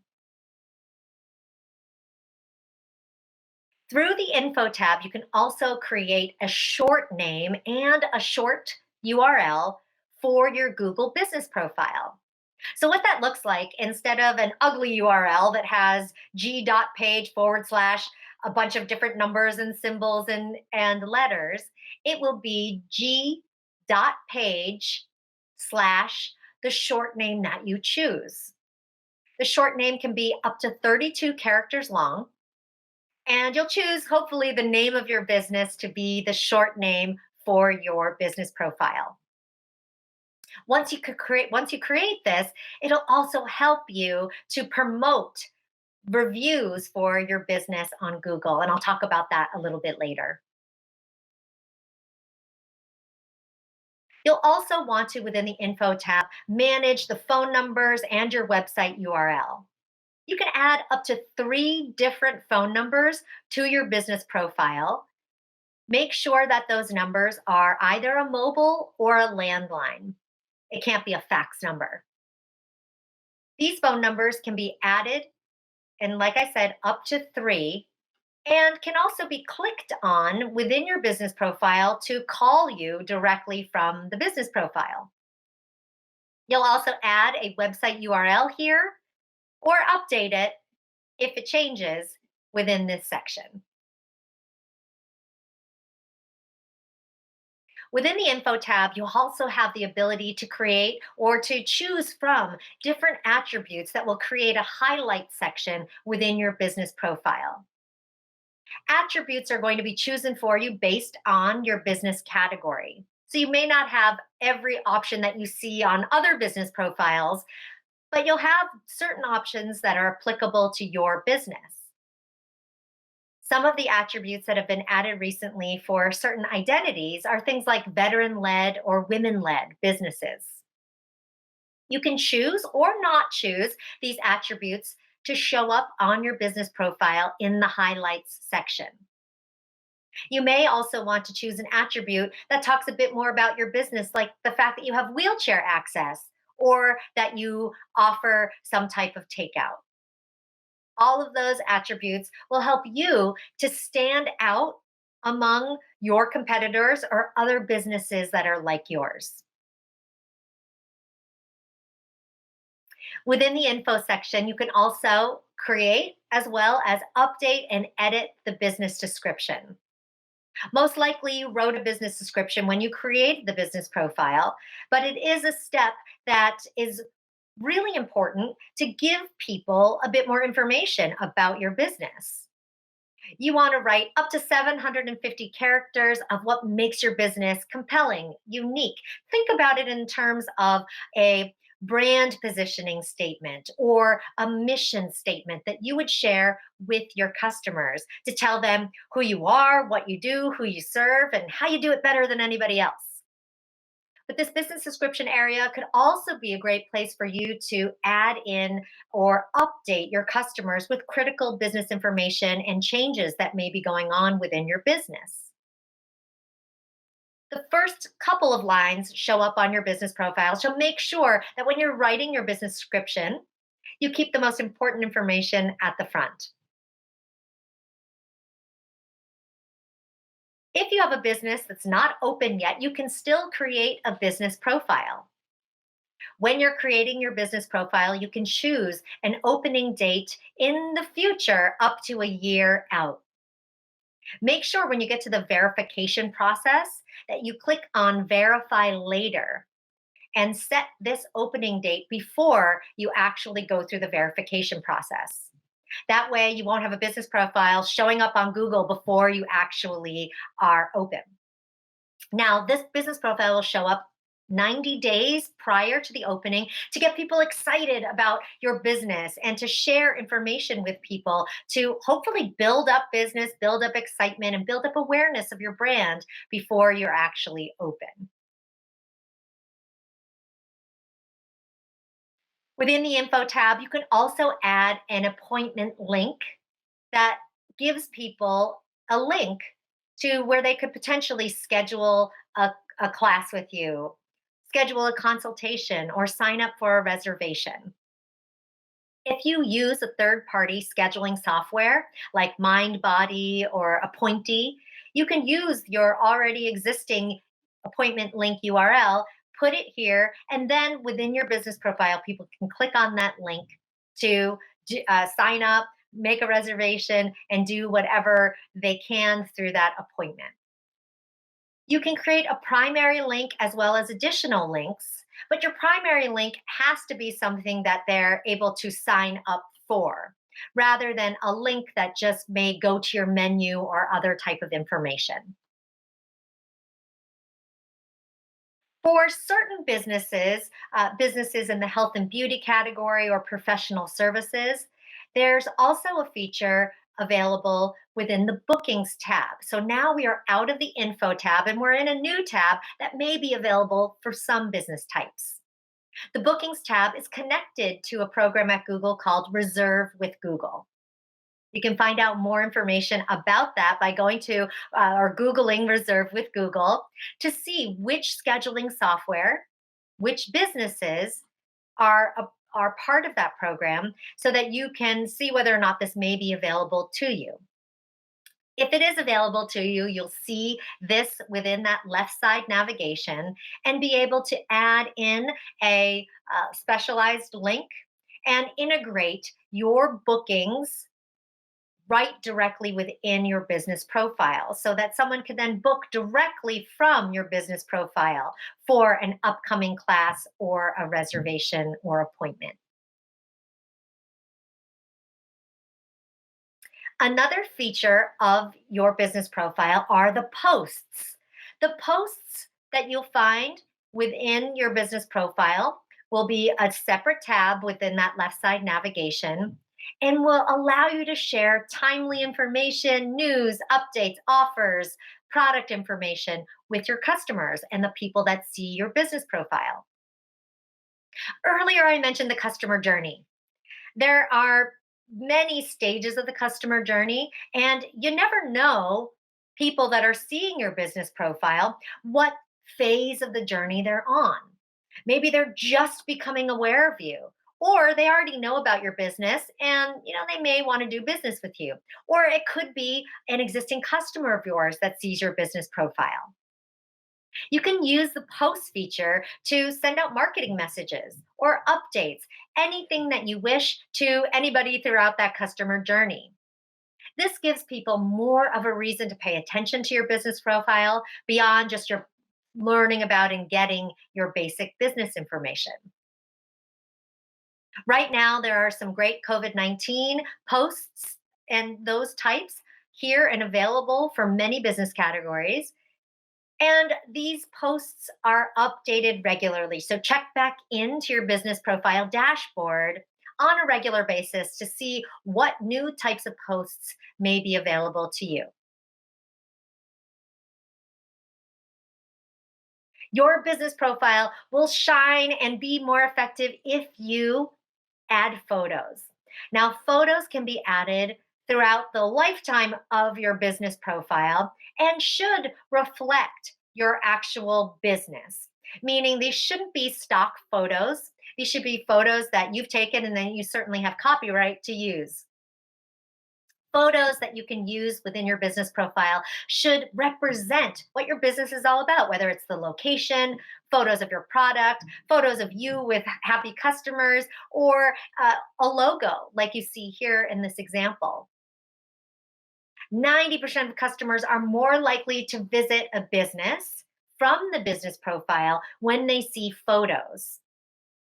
You can also upload a photo of your logo and use that as the cover photo of all of your photos within your business profile.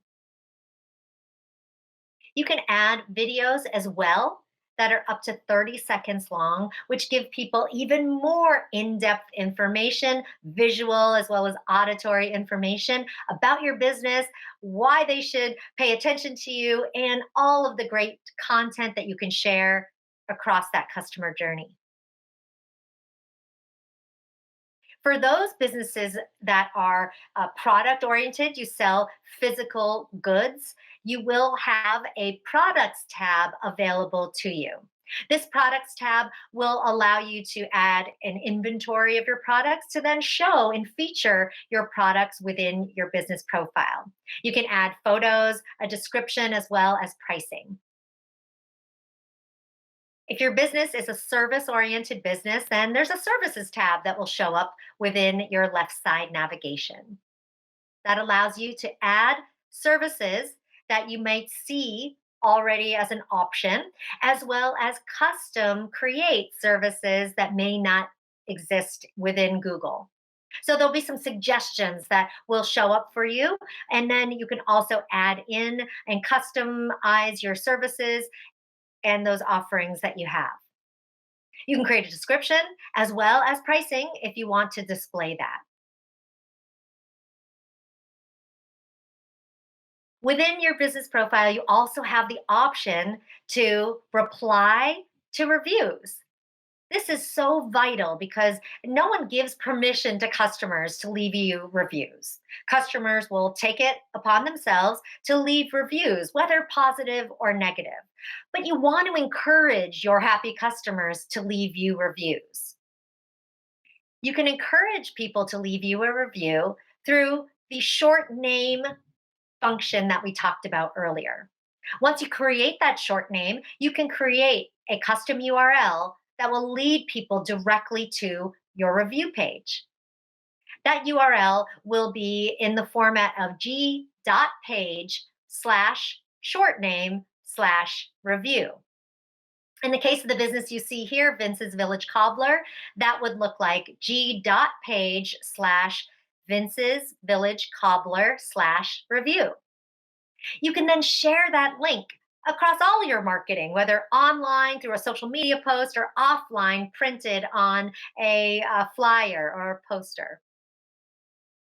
When you encourage happy customers to leave you reviews, you can then make sure that you've got a great star rating on your profile, as well as make sure that you're sort of pushing down maybe and taking some of the notice off of the possible negative reviews that you may get.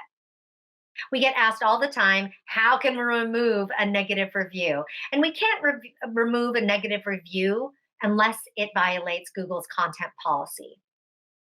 Feel free to flag the review if it does violate the content policy. Google will review the review and remove it if it does violate the policy. Do use this feature to reply to people who've left you a review. Make sure you reply to all people who leave you reviews, whether it's a positive one or a negative one. Best practices are to thank people for leaving you a review and keep it short and sweet. You could leave a link to information or some potential additional places that you would want to send people to. Now, if it is a negative review, you can also say thanks for the feedback and then give them a phone number or an email address to contact you to deal with the issue at hand. Within your business profile, you also have a messaging feature. Now, this is built directly into the Google My Business mobile app. You'll want to get that mobile app right away once you have your business profile, because you can do a lot of the editing that we've talked about today and the management of your information directly through the mobile app. The messaging feature is something that you can only do through the mobile app. So open up the mobile app, go to messaging to set this up. You'll click on customers and then toggle to messages. From there, you'll be asked whether you want to turn on this feature. Click the button that says turn on, and then you'll be prompted to create an automated message that your customers or the people that are interacting with your business profile will see. You'll then be notified whenever someone messages you. You can then jump into the mobile app and message back and forth with them. At any time, you or they can turn off the messaging so that you're ending the conversation if you wish. If you want to add other managers to help you with your business profile and help you with your marketing, you'll want to navigate to the Users tab. Within the dashboard, you'll scroll to where it says Users and then click on the plus icon. The plus icon will allow you to add users' email addresses that you wish to give admin access to your business profile. There are 4 different roles that you can give people: a owner like you, co-owners, managers, and site managers. And those are just kind of going down the line of who has what kind of access to your business profile. Only owners are able to revoke manager rights or to transfer ownership to somebody else. Once you have added the people that you want to create or make into managers, you'll then click done, and they'll receive an email inviting them to become a manager of your business profile. Once they've verified that, you'll then see them listed within the users tab. Now, lastly, the tab, and this is probably one of the most important tabs that a lot of people overlook, is the Insights tab. Insights are collecting data and analytics on usage of your business profile. I like to say that if you're not measuring, you're not marketing, which means that we can push out a lot of content, we can share business information, we can put out info to others. But if we don't know how they're interacting with our marketing platforms or our marketing content or our campaigns, then we don't really know whether that content and that information is actually working for them. We want to make the most of all of the platforms and the content and the campaigns that we push out. And this is true, of course, of your business profile as well. The business profile is going to collect information for you. Things like, did someone come to your business profile through a direct search, meaning they typed in your business name into Google search?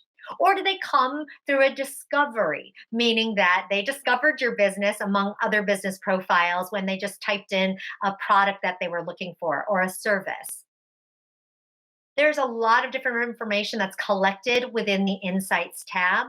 Some more reports are the types of search queries that led to your business profile showing up. Whether or not they got to your business profile through either Google search or Google Maps. Information on their interactivity with your business profile through those quick links, whether or not people called you, what days and times, and so you can track the volume of calls, as well as how many people clicked on the directions link to go to Google Maps to get directions to your business, and so much more. The insights are being collected in real time all the time, and you can look at them anytime you wish to then gain valuable insight into your marketing and into what you could do better to improve the experience of your business profile and the people that are interacting with it. Now, your next steps are to log in to your Google business profile by going to google.com/business. If you haven't already created a profile, go ahead and do that and go through the verification steps. If you've done it already, go in and explore all of the features of your business profile to see and make sure you're using everything that you have the opportunity to use. Make sure that you keep your business profile updated. Sometimes it's the information of record, meaning that it may be the only thing that people see within a Google search result about your business. Maybe they don't see your organic web pages or they don't see the ads that you have running, but they see your business profile. If that's the case, and that's the information that they're using to go on about your business, all of that needs to be updated and made sure that it is accurate and correct. I want to thank you so much for joining me today for this session on how to get your local business on Google Search and Maps. I'm Carissa St. Laurent with Grow with Google. I hope you have a beautiful rest of your day and enjoy the rest of your sessions. Thank you so much. LOCALACT is the premier local digital marketing platform for franchises. From hyper-local advertising campaigns on Google, Facebook, Bing, and Yelp, to local business profile management and online performance reporting, LOCALACT gives you the tools you need to increase revenue for your own business. Our team of local marketing advisors is ready to help put your business front and center in your local market, so you can start converting more online shoppers into actual customers today. LOCALACT. Everything is local.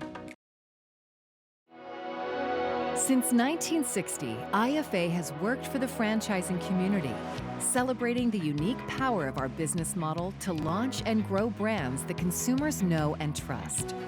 Brands are the bedrock of franchising. Not just a name, but an unmistakable message of quality, consistency, and efficiency that is vital to how our members operate. Brands, together with their local franchise owners and the businesses who support them, are why franchising works. Because each of the 733,000 franchise establishments across the U.S. tells a story of opportunities created, 7.6 million jobs across 300 unique brand sectors. And IFA is working to promote, protect, and enhance them all. Your stories help us make an impact at every level of government, fueling the efforts of IFA's advocacy and government relations team, informing the message we take to policymakers, helping us create a business environment that helps franchise brands grow. Our successes on the policy front work hand in hand with the best-in-class business development programs, professional growth opportunities we offer at the IFA convention, and at franchise programming events around the country. And as consumer trends and markets evolve, we are continuously developing innovative content to ensure our members have the tools they need to succeed. Through our in-person educational opportunities and regular webinar programming, as well as ongoing research into key issues impacting the industry, the IFA Foundation plays a critical role in enhancing how our members do business. The IFA Foundation is working to build a community that is inclusive, diverse, and a force for good wherever franchises operate. Through initiatives like Franchising Gives Back, we're shining a light on the charitable work of our members, opening doors for our returning warriors through VetFran, empowering our members through the Diversity Institute. And we are ensuring that the rising generation of talented entrepreneurs and innovative leaders have a platform to jumpstart their entry into the marketplace, providing mentorship and scholarships through our Next Gen initiative.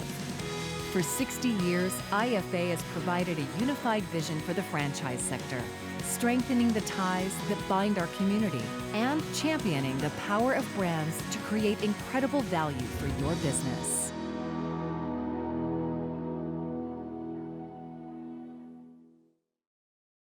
Location 3 is the preferred digital partner of franchise brands, helping the world's most recognizable multi-location businesses drive increases in customers, brand awareness, and revenue since 1999. We can help you make better sense of your marketing data, create balance between national and local advertising programs, and support local business owners with targeted digital marketing. Contact us today to learn more. Location 3, Enterprise Strategy, Local Activation.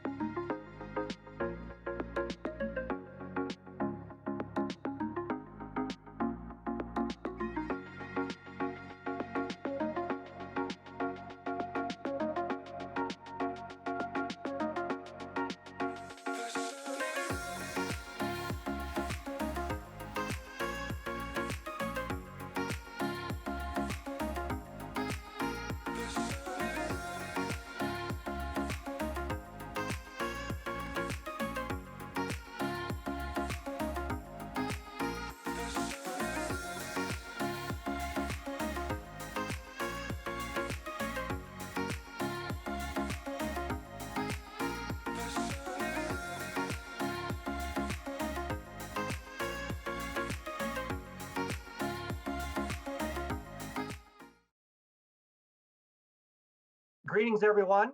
Welcome to our Franchise Activation Conference. My name is Brian Schnell, and I'm the chair of the franchise practice at the Faegre Drinker Law Firm. I'm based in Minneapolis. I want to give a special shout out to our sponsors for this conference, Google, LOCALACT, and something that's a group that's near and dear to me and to us on this panel, the International Franchise Association.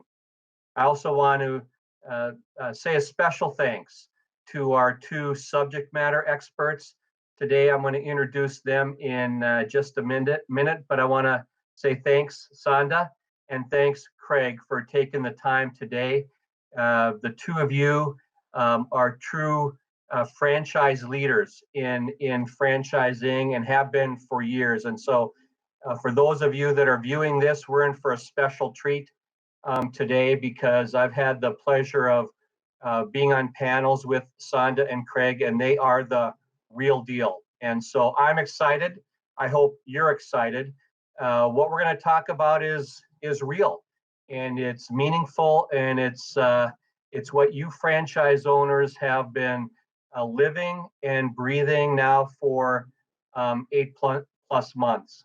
And so I've heard so much from franchisees like Sonda and Craig on how they're making a difference every single day, not only in their franchise businesses and with their employees and their customers, but also their broader community, the franchise network. And so it really is that fabric that is what's keeping us going. And so again, I just want to say thank you and look forward to this the conversation.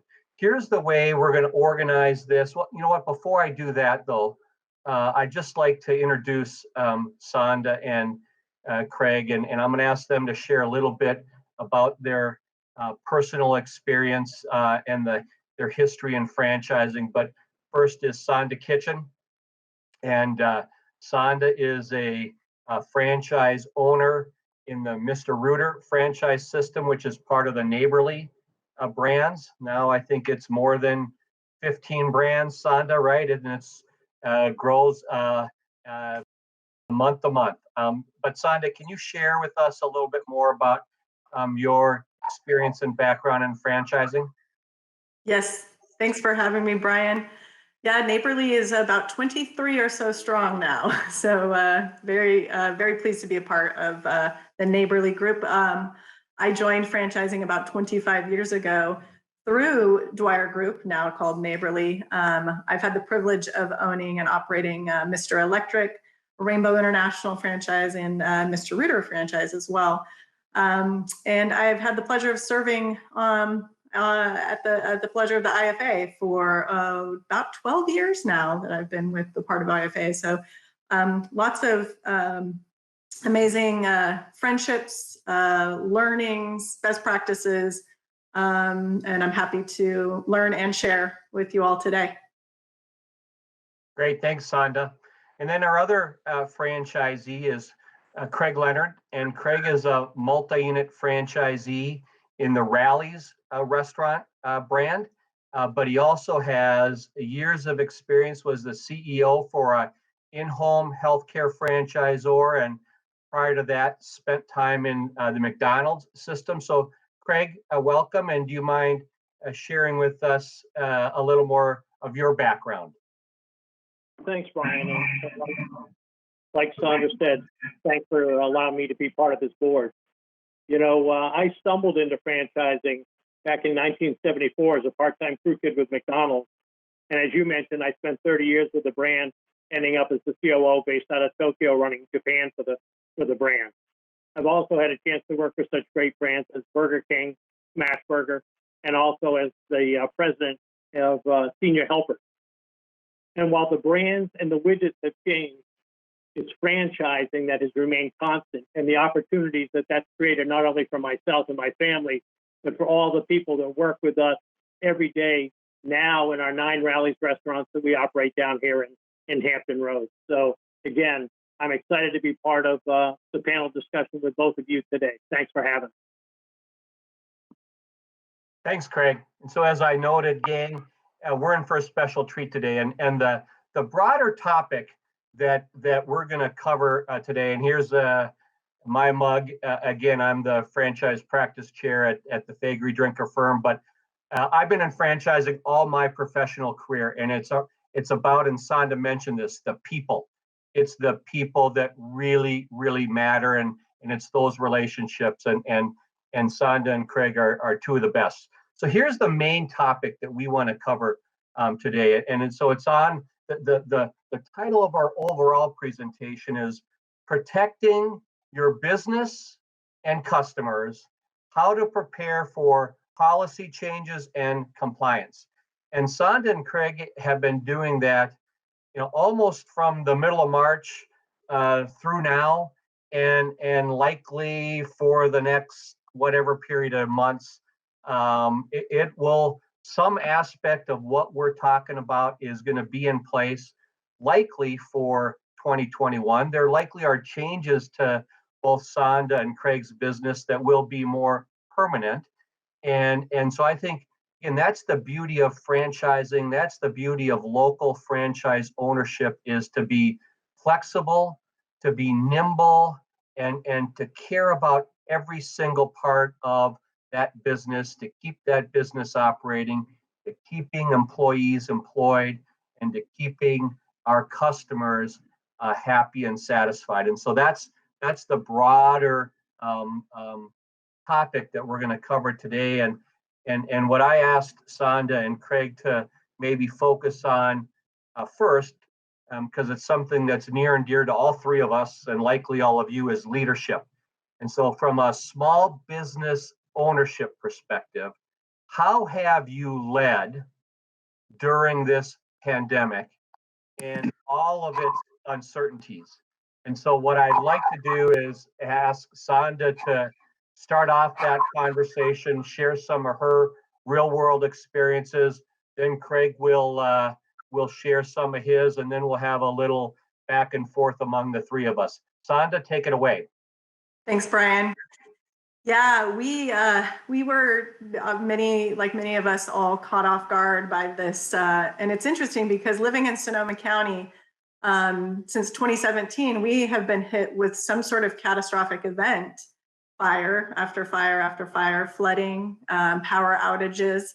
And so as much as I would like to say that we are CAT team ready, we weren't as we would like to have been. So immediately we kind of went into, what do we have to stop doing and what do we need to start doing? And we had to prioritize those things really quickly. First and foremost was the safety of our team. How is everyone okay? Is everyone safe? Do they have what they need? So what does shelter in place mean when you're an essential business? Trying to get all the information I possibly could. So we had to freeze payments, freeze up, keep cash quickly as we, decide what we need to do in order to protect our team, protect our culture, and protect our positioning, in the marketplace. So I immediately enacted hazard pay, put everyone on a volunteer basis to come to work. So if they didn't feel comfortable working, then they didn't have to work. Of the 30 team members that I had 28 report to work the next day. It's pretty amazing. And we were very forward about we're doing this together. We're learning together, because at that time, as we remember, mid-March, there was new references for our guidelines that were changing rapidly and daily, and getting PPE equipment was very difficult. So we really focused on what does our team need first and foremost. What does our team need? And that included buying power, right? Getting things for their own home and making sure that they had food and supplies and everything that they would need. So that was a huge deal for us to deal with. We were used to meeting in person often, doing our little team huddles and Tuesday morning meetings. And so we immediately, everyone was dispatched from home, work from home, that transition as well. And so I wanted to make sure that I'm still present, right? Whenever there's a challenge in a business, the first thing a leader needs to do is be present and be available and be there and show that, we're in this together. And so I became very familiar with having to be comfortable with the uncomfortable of videoing myself and making sure that, I was sending the message that that even though we're in this terrible situation, this is not our permanent reality. And we need to, go forward as we know more information, together with keeping our culture intact. So starting and stopping was huge. Creating this CAT team environment. I reached out to many of my IFA friends and family that were doing the same thing, wondering what to do. Joe Lindenmeyer, California Closets. He was excellent to assist. He has some military background, so it helped, rally the troops. Here's what we need to do. So it was just, an amazing time, as many of you have experienced that same thing. I'm sure, Craig, yourself as well.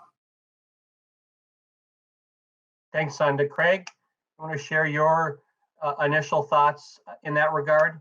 Sonda, I think you brought up some excellent points, and one that clearly we have adopted from the beginning was that you've got to get out there and lead the charge, and you have to have presence in, because we have about 200 employees on any given day, and they're looking for leadership because the news changes, and the news changes depending on what station you're on. We have an excellent governor in the state of Virginia.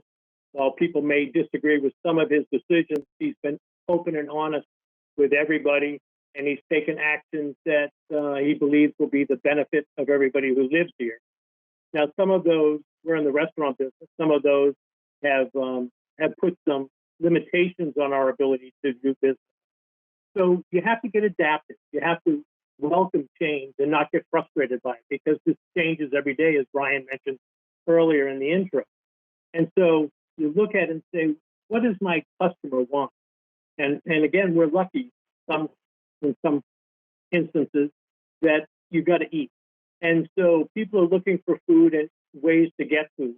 And so we have to work with our teams to provide it in a safe way that's safe for the guests and safe for our staff to be able to provide. We've also been very fortunate. We've had a very involved franchisor to work with that has been aggressive in helping its franchisees use best practices and share those best practices with the system as frequently as daily calls or emails to let people know some changes that might make it easier and safer for us to do business. And so I think that's vitally important. If you're part of a franchise system, make sure you reach out and use your other franchisees and franchisors to help get through this. Provide the leadership and accept the change. I think the other thing I might add here is that we've also been very fortunate. We've worked very closely with the NRA and the staff there, the National Restaurant Association, and the Virginia Restaurant and Travel and Hospitality Association is absolutely the best. And I would recommend to people, if you don't belong to either one of these, go out and join it tomorrow and take advantage of it. Your contribution will be minimal, and the impact you will get from these folks and the help you will get, knowing that you don't have to fight this alone, is just unbelievable. And the last thing is, we've been very active and aggressive reaching out to our congressmen and our senators and their staff. I think some of those staff members we're on a first name basis with now, because there's things that we need them to do. There's things that we need to get them engaged in. I know that they were distracted going through the elections. The elections are behind us now, and you need their help. And trust me, they will listen to you if you're going to pick up the phone or send them an email. They want to know what you are thinking, and they can be part of the solution as well. You're not in this alone, even though some days it seems so. Well, isn't that, as leaders, there is that, kind of dynamic, right? At times you do feel that you're leading, and there's some I don't know if loneliness is the right word, but then you quickly realize, and you guys have both pointed out, how you have to identify the resources, the information resources, the people resources, and have that available. And again, you both have shared how important it is to take advantage of that on an ongoing basis. And so I think for each of, and that's not going to diminish anytime soon, right? I mean, and maybe it doesn't happen at the same frequency every single week. And it was really hot and heavy, if you will, those first couple of weeks and months. And I talked to franchisors that were not only having, they weren't monthly calls, they were weekly calls, weekly information, maybe even twice a week or 3 times a week. So maybe it's not quite as frequent, but it's still crucial. And it may pick up in the coming months where we need to kind of get back to that, depending on how things play out, because we're now getting ready to, go through some additional shutdowns in some of the states and the like. So I think that's really, really, really important. Sonda, anything else to share as it relates to the kind of state orders and navigate through that in particular, not only early on, but maybe as you kind of see how it might unfold in the coming, weeks and months? Yeah, we were faced with the uncertainty, just like many of you operating as an essential business. But we're plumbers, and so we've always operated at a high level of protecting the health of the nation. So, just finding out information is really what we needed. And Craig, like you were speaking of, we did rely heavily on our local assembly, our local congressman. I met with our local congressman because part of the challenge was we wanted our people to stay safe. We wanted our customers to stay safe, right? We wanted to make sure that not only is our team members showing up healthy, but is the environment that they're going to be working in healthy as well. And so, we all probably went through that experience of lack of testing and lack of testing in a timely fashion. So, we got real clear with what that meant about direct contact and remote contact. And so one of my asks for my congressman, Mike Thompson, was, we have to speed up this process because now I have to quarantine people. I have to have them out of the workplace because they're waiting on results and they feel completely fine. And, we needed to, have our voices heard as small business owners that we want to do the right thing. We want to keep all these environments safe for everyone involved, but we need faster information, right? Like you had pointed out, Brian, in the beginning, is we have to move quickly in order to move through things, and do so with good education. So yes, definitely reached out to IFA. IFA created a portal, and anything you would ever need to know, going to the PPP loan. I feel like I was way more educated because of IFA and because of our local leaders and people like you here on this panel, than my banker was, and I was like, well, no, I already have everything you need. I've done all the legwork. I know exactly how to qualify for this. And so that helped being able to get a really early loan, like funded April 10. So, that gave me the confidence that we needed to keep going, to keep going through the fatigue, like you were talking about, Brian. You get a little fatigued of having to be on all the time, even though you love it. It's also can be a little, scary at times and a little harsh at times. And getting up and going every day, you need that confidence behind you, like the PPP loan did, like the confidence of information and education gives you when you're leading through these uncertain times, for sure. Yep. And when you guys are talking about government representatives and those contacts, it isn't just at the federal level, it's at the state level, it's at the local level, right? This is really an opportunity to make those connections, because we need all of them to be aware of what we need in order to keep our businesses open and operating, keeping our employees employed. And Sonda, my wife, would absolutely agree. What you guys are doing is an essential service, because we couldn't have done it, right? I mean, so it's just important to kind of keep that brand promise and passion. There really is an opportunity to reinforce how important that is. And again, Craig, I know in the QSR brands, right, there's been a resurgence in the popularities, but just people are moving more towards that segment of the food business for the right reasons, right? Yes, Brian. It's an unfortunate reality, but this has been a great year for fast food brands, especially for us at Checkers and Rallies. And one of the benefits of that is we've been able to keep employees employed. And a matter of fact, we've been trying to find more employees, which is in and of itself quite a bit of a challenge during this pandemic, because in some cases, employees are afraid to work and because of the COVID situation. And on the other hand, you have employees that may be getting some type of a government benefit at the moment, and they don't want to interfere with that as well. And they're trying to balance what's right for their family. And at the same time, people are trying to feed their families that are now at home. And the kids might not have been at school, and so they have to feed them at home now. The person who used to go to an office no longer goes to an office. And so you have that larger family unit that's now in the four walls of their house and looking for ways to feed them. And so that has created challenges. And we've gotten creative, and we've used the advantages of our local government, our city councilmen as well, to keep up with some of these changes and ask them for forgiveness in saying, hey, look, you want restaurants to close at 10 o'clock at night, for instance, but we have people that are trying to feed families after that. Can we do it safely through a drive-through window? Can we do it safely using an Uber Eats or that type of, a home delivery thing?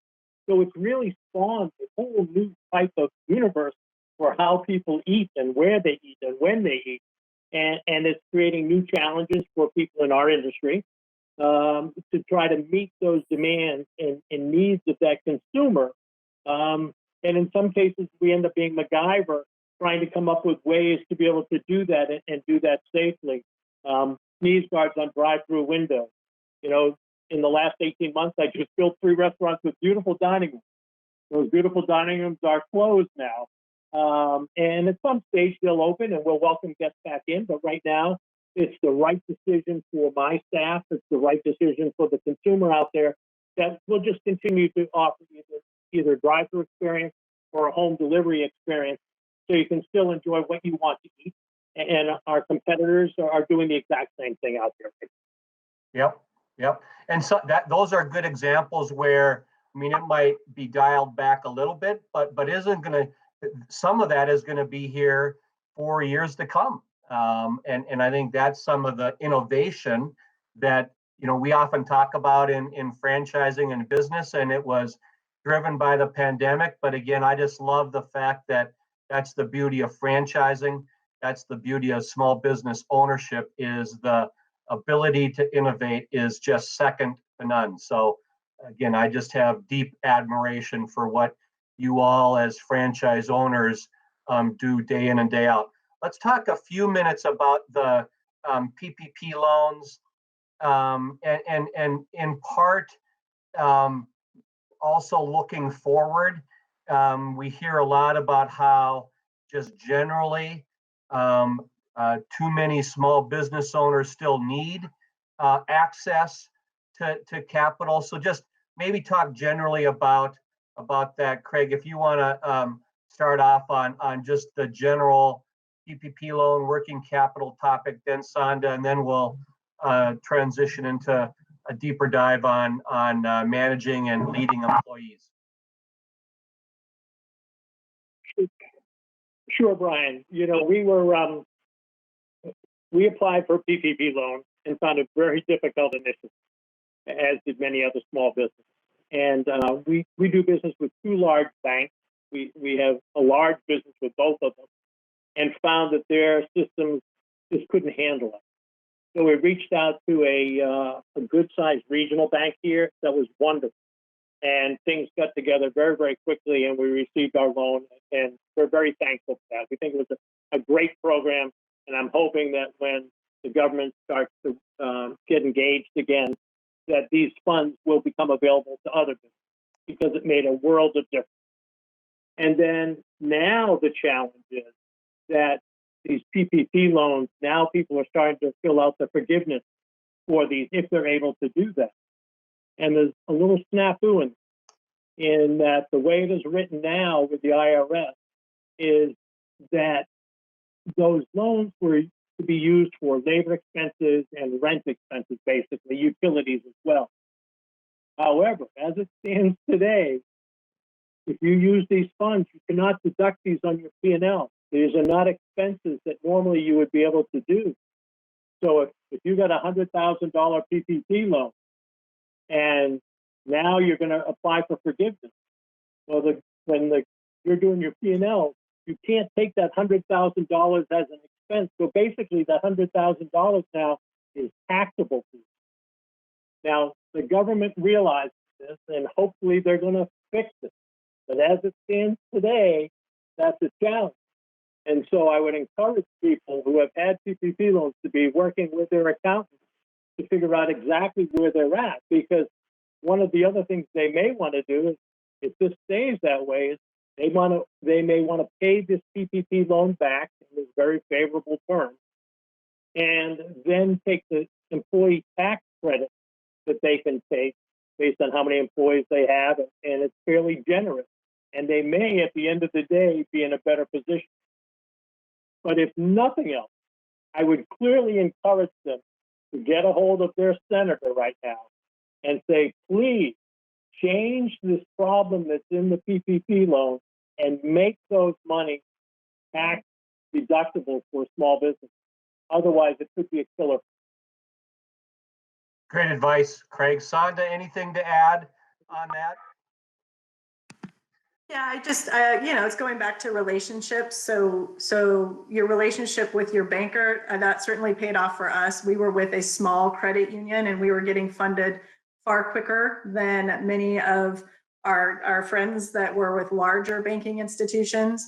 But that was the same situation with having a personal relationship already with our congressmen and our senators. Like, we've been seeing them, we've been on the Hill, we've been active with advocacy, and in that relationship got us more phone calls and got us, more of the information to give them that we needed to continue to succeed and to continue to keep our people employed. And just the PPP loan in general is, yes, you're, using it for those specific purposes. But one of the other things that was vitally important is because since I knew that my payroll was going to get paid, I knew that my people could get paid, it allowed me to not be so stressed in the situation about what are we going to do with our brand? What are we going to do with our business? And so I was able to actually increase our marketing spend and increase our marketing budget when many of our, our fellow franchise members wouldn't have been able to do that. Even many small businesses wouldn't have been able to do that, because from the perspective that we were sitting in is like restaurants, like food, we still need plumbing, right? They're essential businesses. They go hand in hand. Input, output business. We're both vitally necessary, for the world to operate correctly. So I wanted to be top of the mind awareness for not only our customers when we were moving through and getting through this pandemic, but also to be able to attract team members. Like Craig was saying, there were people that maybe were off work because they were getting some sort of governmental stipend, but then when they needed to return to work, I wanted to be there, that had the person that they want to work for, that that has been through it and learned from it. So I wanted to present ourselves with real good brand awareness for our consumers and for our potential employees as well, and current employees. That's a great point, Sonda, on how important it is to deliver on the brand promise and to create that brand awareness and to double down on everything that means to your customers. And Craig, you alluded to that too. It's an opportunity to keep existing customers and bring in new customers like may not have necessarily existed before that. And Sonda, you mentioned this too, just a huge shout out to the IFA on everything they've done from a leadership perspective, especially as it related to the PPP loan related issues and kind of navigating through that. And Craig, to your point, I think that the importance of that gang is only going to continue. So it is time to, if you're an IFA member, take full advantage of it. If you're not yet, now might be the time to look at that opportunity, because they really have done a phenomenal job. let's move to managing and leading employees.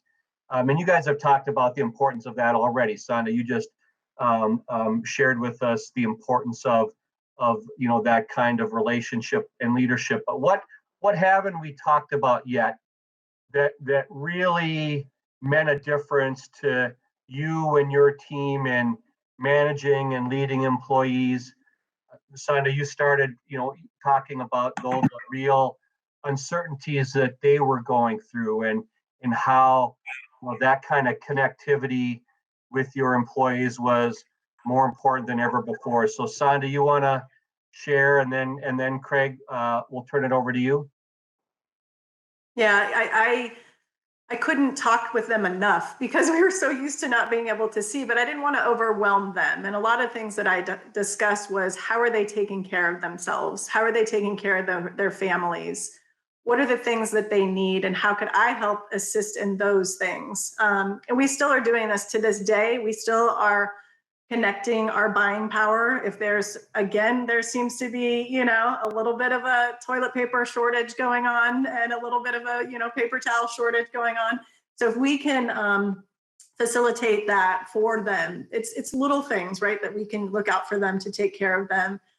Building this brand that they're proud to be a part of, this brand that has been there with them, for them, to them, for their families, making sure that they're safe. Again, we were lucky enough to be able to put hazard pay in place and to put a volunteer basis. And I think that really has paid off for continuing to build our culture. That's what our culture is about here. We want to take care of each other. And so talk about walking the talk. It gave us an opportunity to really do that. And again, it wasn't so much about this is our brand promise. While that is very important, it was what do you need? How can I assist you? What can I get for you today? Because we're in this together. We're doing this, for the first time, and offering a place for them to be for feedback. Things that they could share. We tried to host some happy hours, but then we got, incredibly busy, and people are doing their things. But anything that we could do that was culture centric, is still obviously part of what we continue to do. And that's why we are, again, like what Craig was saying, now being able to now hire, continuously. Fantastic. Craig? Yeah, I think Sonda's point is right on. You have to stay true to your culture of your brand. And so we made sure that during all of this that we didn't forget the things that we normally do, which are important, because people were nervous about what was going on outside them. And so they wanted some normality, even at a quick service restaurant. And so that was, we did performance reviews and pay raises, as we always do. We pay people for their birthday and Thanksgiving, and we'll pay them for Christmas, even though we're not open on those two big holidays. And we gave all of the crews turkeys for Thanksgiving.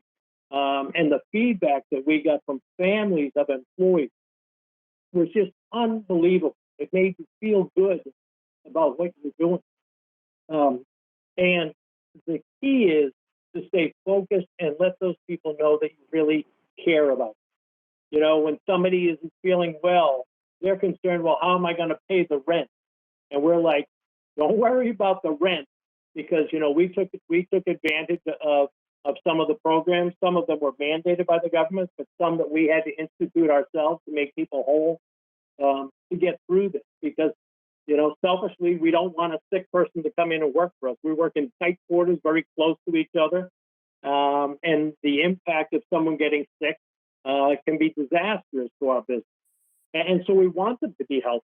So, it's just making people feel good about themselves, making people realize that you care about them as a person, and making people realize that you will help them get through. Again, I think it goes back to leadership. People are looking for leaders. Kind of, it's that follow me, over the mountain, a charge. Follow me, I will take care of you. And I think that people who do that in their business every day, and lots of people do this, are the ones who, when this ends, will be successful and will be there. And not only will employees stay with them and new employees will come to them, but guests will come to them too because they felt safe and they felt like somebody cared of them. And so those are the vitally important things. And there was no real silver bullet in taking care of employees. It's just focusing in on doing what's right. And I think if you do that, you'll get through this. Well said. Well said. Final topic we want to spend just a few minutes on, because this really is about a public health crisis that we're dealing with, is can you guys just share for a few minutes, and you each have talked about this before, but it's the masks that Sonda, that you guys have to wear when you enter people's homes, the testing that's going on with employees. Can you share a few best practices on how to not only just do it, but also, navigate through when we've got the, some of the politicization of some of the public health, issues. Again, how do you lead? How do you lead through these very interesting and unique times? Sonda and then Craig. Very interesting. You spoke about innovation. And we certainly were lucky enough to have team leaders innovate, making masks when we couldn't get them. We had, team members, friends who were sewing, very right in the beginning, making these things to make our teams more safe. Now, we've always been part of safety protocols is our measure, right? We wear booties before we enter the home. We've always cleaned around cleaning products and leave the home cleaner than we found it. So that part wasn't new to us, but what was interesting is, the development of hand washing stations on each one of our vans to make sure that our team was safe in handling, all these items. And, just continually gaining access to how do we do it better, and so we were lucky enough that our county, as strict and as crazy as you were like, am I violating their health restrictions, our team members, because we're requiring them to check their temperature and tell us about it. We were constantly worried between how do we protect the health and safety of our team and our customers, but also their individual rights. I mean, this is a very difficult time to make sure you're doing it all correctly. And so luckily enough, we have an app that our employees use to check in on every day. They have to make sure that they don't have a fever, that they haven't been around anyone known to have COVID, or they don't have any COVID-like symptoms themselves. So this has been a good resource for us locally to be able to say, look, we have all of these protocols in place to protect our customers. When our customers are saying, what are you doing? How will I know that it's safe, that you will send someone that's healthy into my home, that our domiciles had always been shelter before, but now even more so, very protected space. And then how do we ask the customer, is the space that we're going to be in today healthy as well? And so, lots of learning about protocols, changing our whole dialogue for the brand wide, right? Because we have very specific ways we answer the phone, very specific ways we our 14 steps that, that make sure that our customer gets the brand promise. So working with our team, our headquarters at Neighborly, working with them on how to make sure we are effectively keeping everyone as safe as possible. Working with our local, agencies to be in the forefront of saying, look, we want to do it right. Please help us do it right by facilitating some of these programs that we need. So for sure that going forward, I think, like you're saying, Brian, a lot of these things aren't going to go away. We have protected a lot of people's health and continue to do so. And so this business as usual will be continuing to put our booties on like we did before, but now continuing to wear our masks and have effortless, contactless transactions happening. I mean, we're in a place where we can stay far enough away from our customer most often where we're not even within 6 feet. So we've been lucky to have a really healthy team and a really healthy community around us. Thanks, Sonda. Craig. Yeah, I think I want to put a little twist on Sonda's comment. We've fallen into the business as unusual because our usual business changes just as hers does and everyone else's. You know, a couple of things that have worked to our advantage is that, again, our franchisor really stepped in, especially from a supply chain perspective, not only making sure we had food products, but cleaning products, because we're just using so much more than we did even before. I mean, and so they've been a tremendous resource for us. But we even stepped outside of that because masks, we wanted to make sure we had tremendous amounts of masks. So we bought those from wherever we could get them and bring them in and stockpile them in all the restaurants. So there was no reason why an employee didn't have them. And then we built on some things that we've always done, that in the restaurant business, you always wash your hands. You just wash them a lot. And in food production, we always wore gloves. But now, when we're up front dealing with guests, whether it's making change or filling a soda fountain, we wear gloves there. So everybody wears gloves now, and we change them constantly. So I think it's actually gotten us to be better at what we were supposed to be doing before. And so that's a real positive to come out of this. And I think, like both of you have said, you know, hey, tomorrow is going to be different, how people are reacting to us. I mean, we're looking at to-go orders now where you'll be able to come in and press a code and open a locker type of thing, and you don't have to deal with anybody. Your food will be in that locker. You come and get it. You touch it. You don't have to interact with anybody. And so we think we'll be in a position to test that at the beginning of the year. And so it's developing and creating new opportunities for us. You know, Brian, you said it the best. I think you were talking about franchises and changing. And I date myself when I go back at my McDonald's days and saw us, we got a dining room. We never had the dining room. We had a drive-through. We never had drive-through. We got nuggets, and it changed the whole world. And so outside forces force people to get creative and do a better job. It's unfortunate that the pandemic that's doing this right now. But taking advantage of the changes will allow people to grow their business in a very safe and profitable manner. So we are good at masks. We are good at washing hands. You know, we have sneeze guards on the drive-throughs. But at some stage, we'll open the dining rooms up again, and we'll have to deal with some of the changes there as well. But there's lots of people out there that want to help you. You just sometimes have to reach out and find those people and put them as part of your team. You're not out there by yourself, right? Thanks, Craig.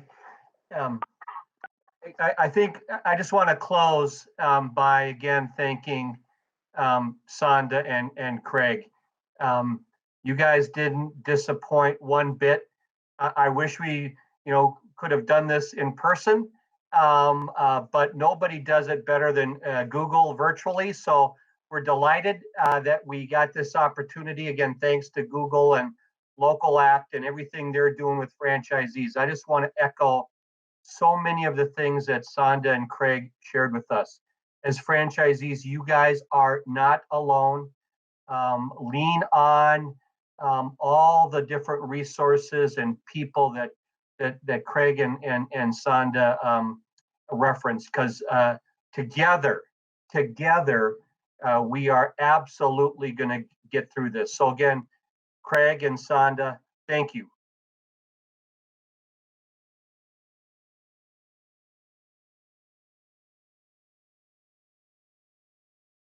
Good evening, everyone. My name is Rishi Raj, and I'm from your Google team, and probably the only one standing between day one and the rest of your evening. I just wanted to take a few minutes to close out on day one of what's been a fantastic event so far. It's our third year of putting this event together with Location 3. And every year, the team works extremely hard to bring actionable insights to all of you. And I thought today's day was a great example of that. It started with Paul's outstanding keynote on hard-earned lessons from 2020. We then heard from the Google My Business team on how important our local profile is for the success of our local marketing campaigns.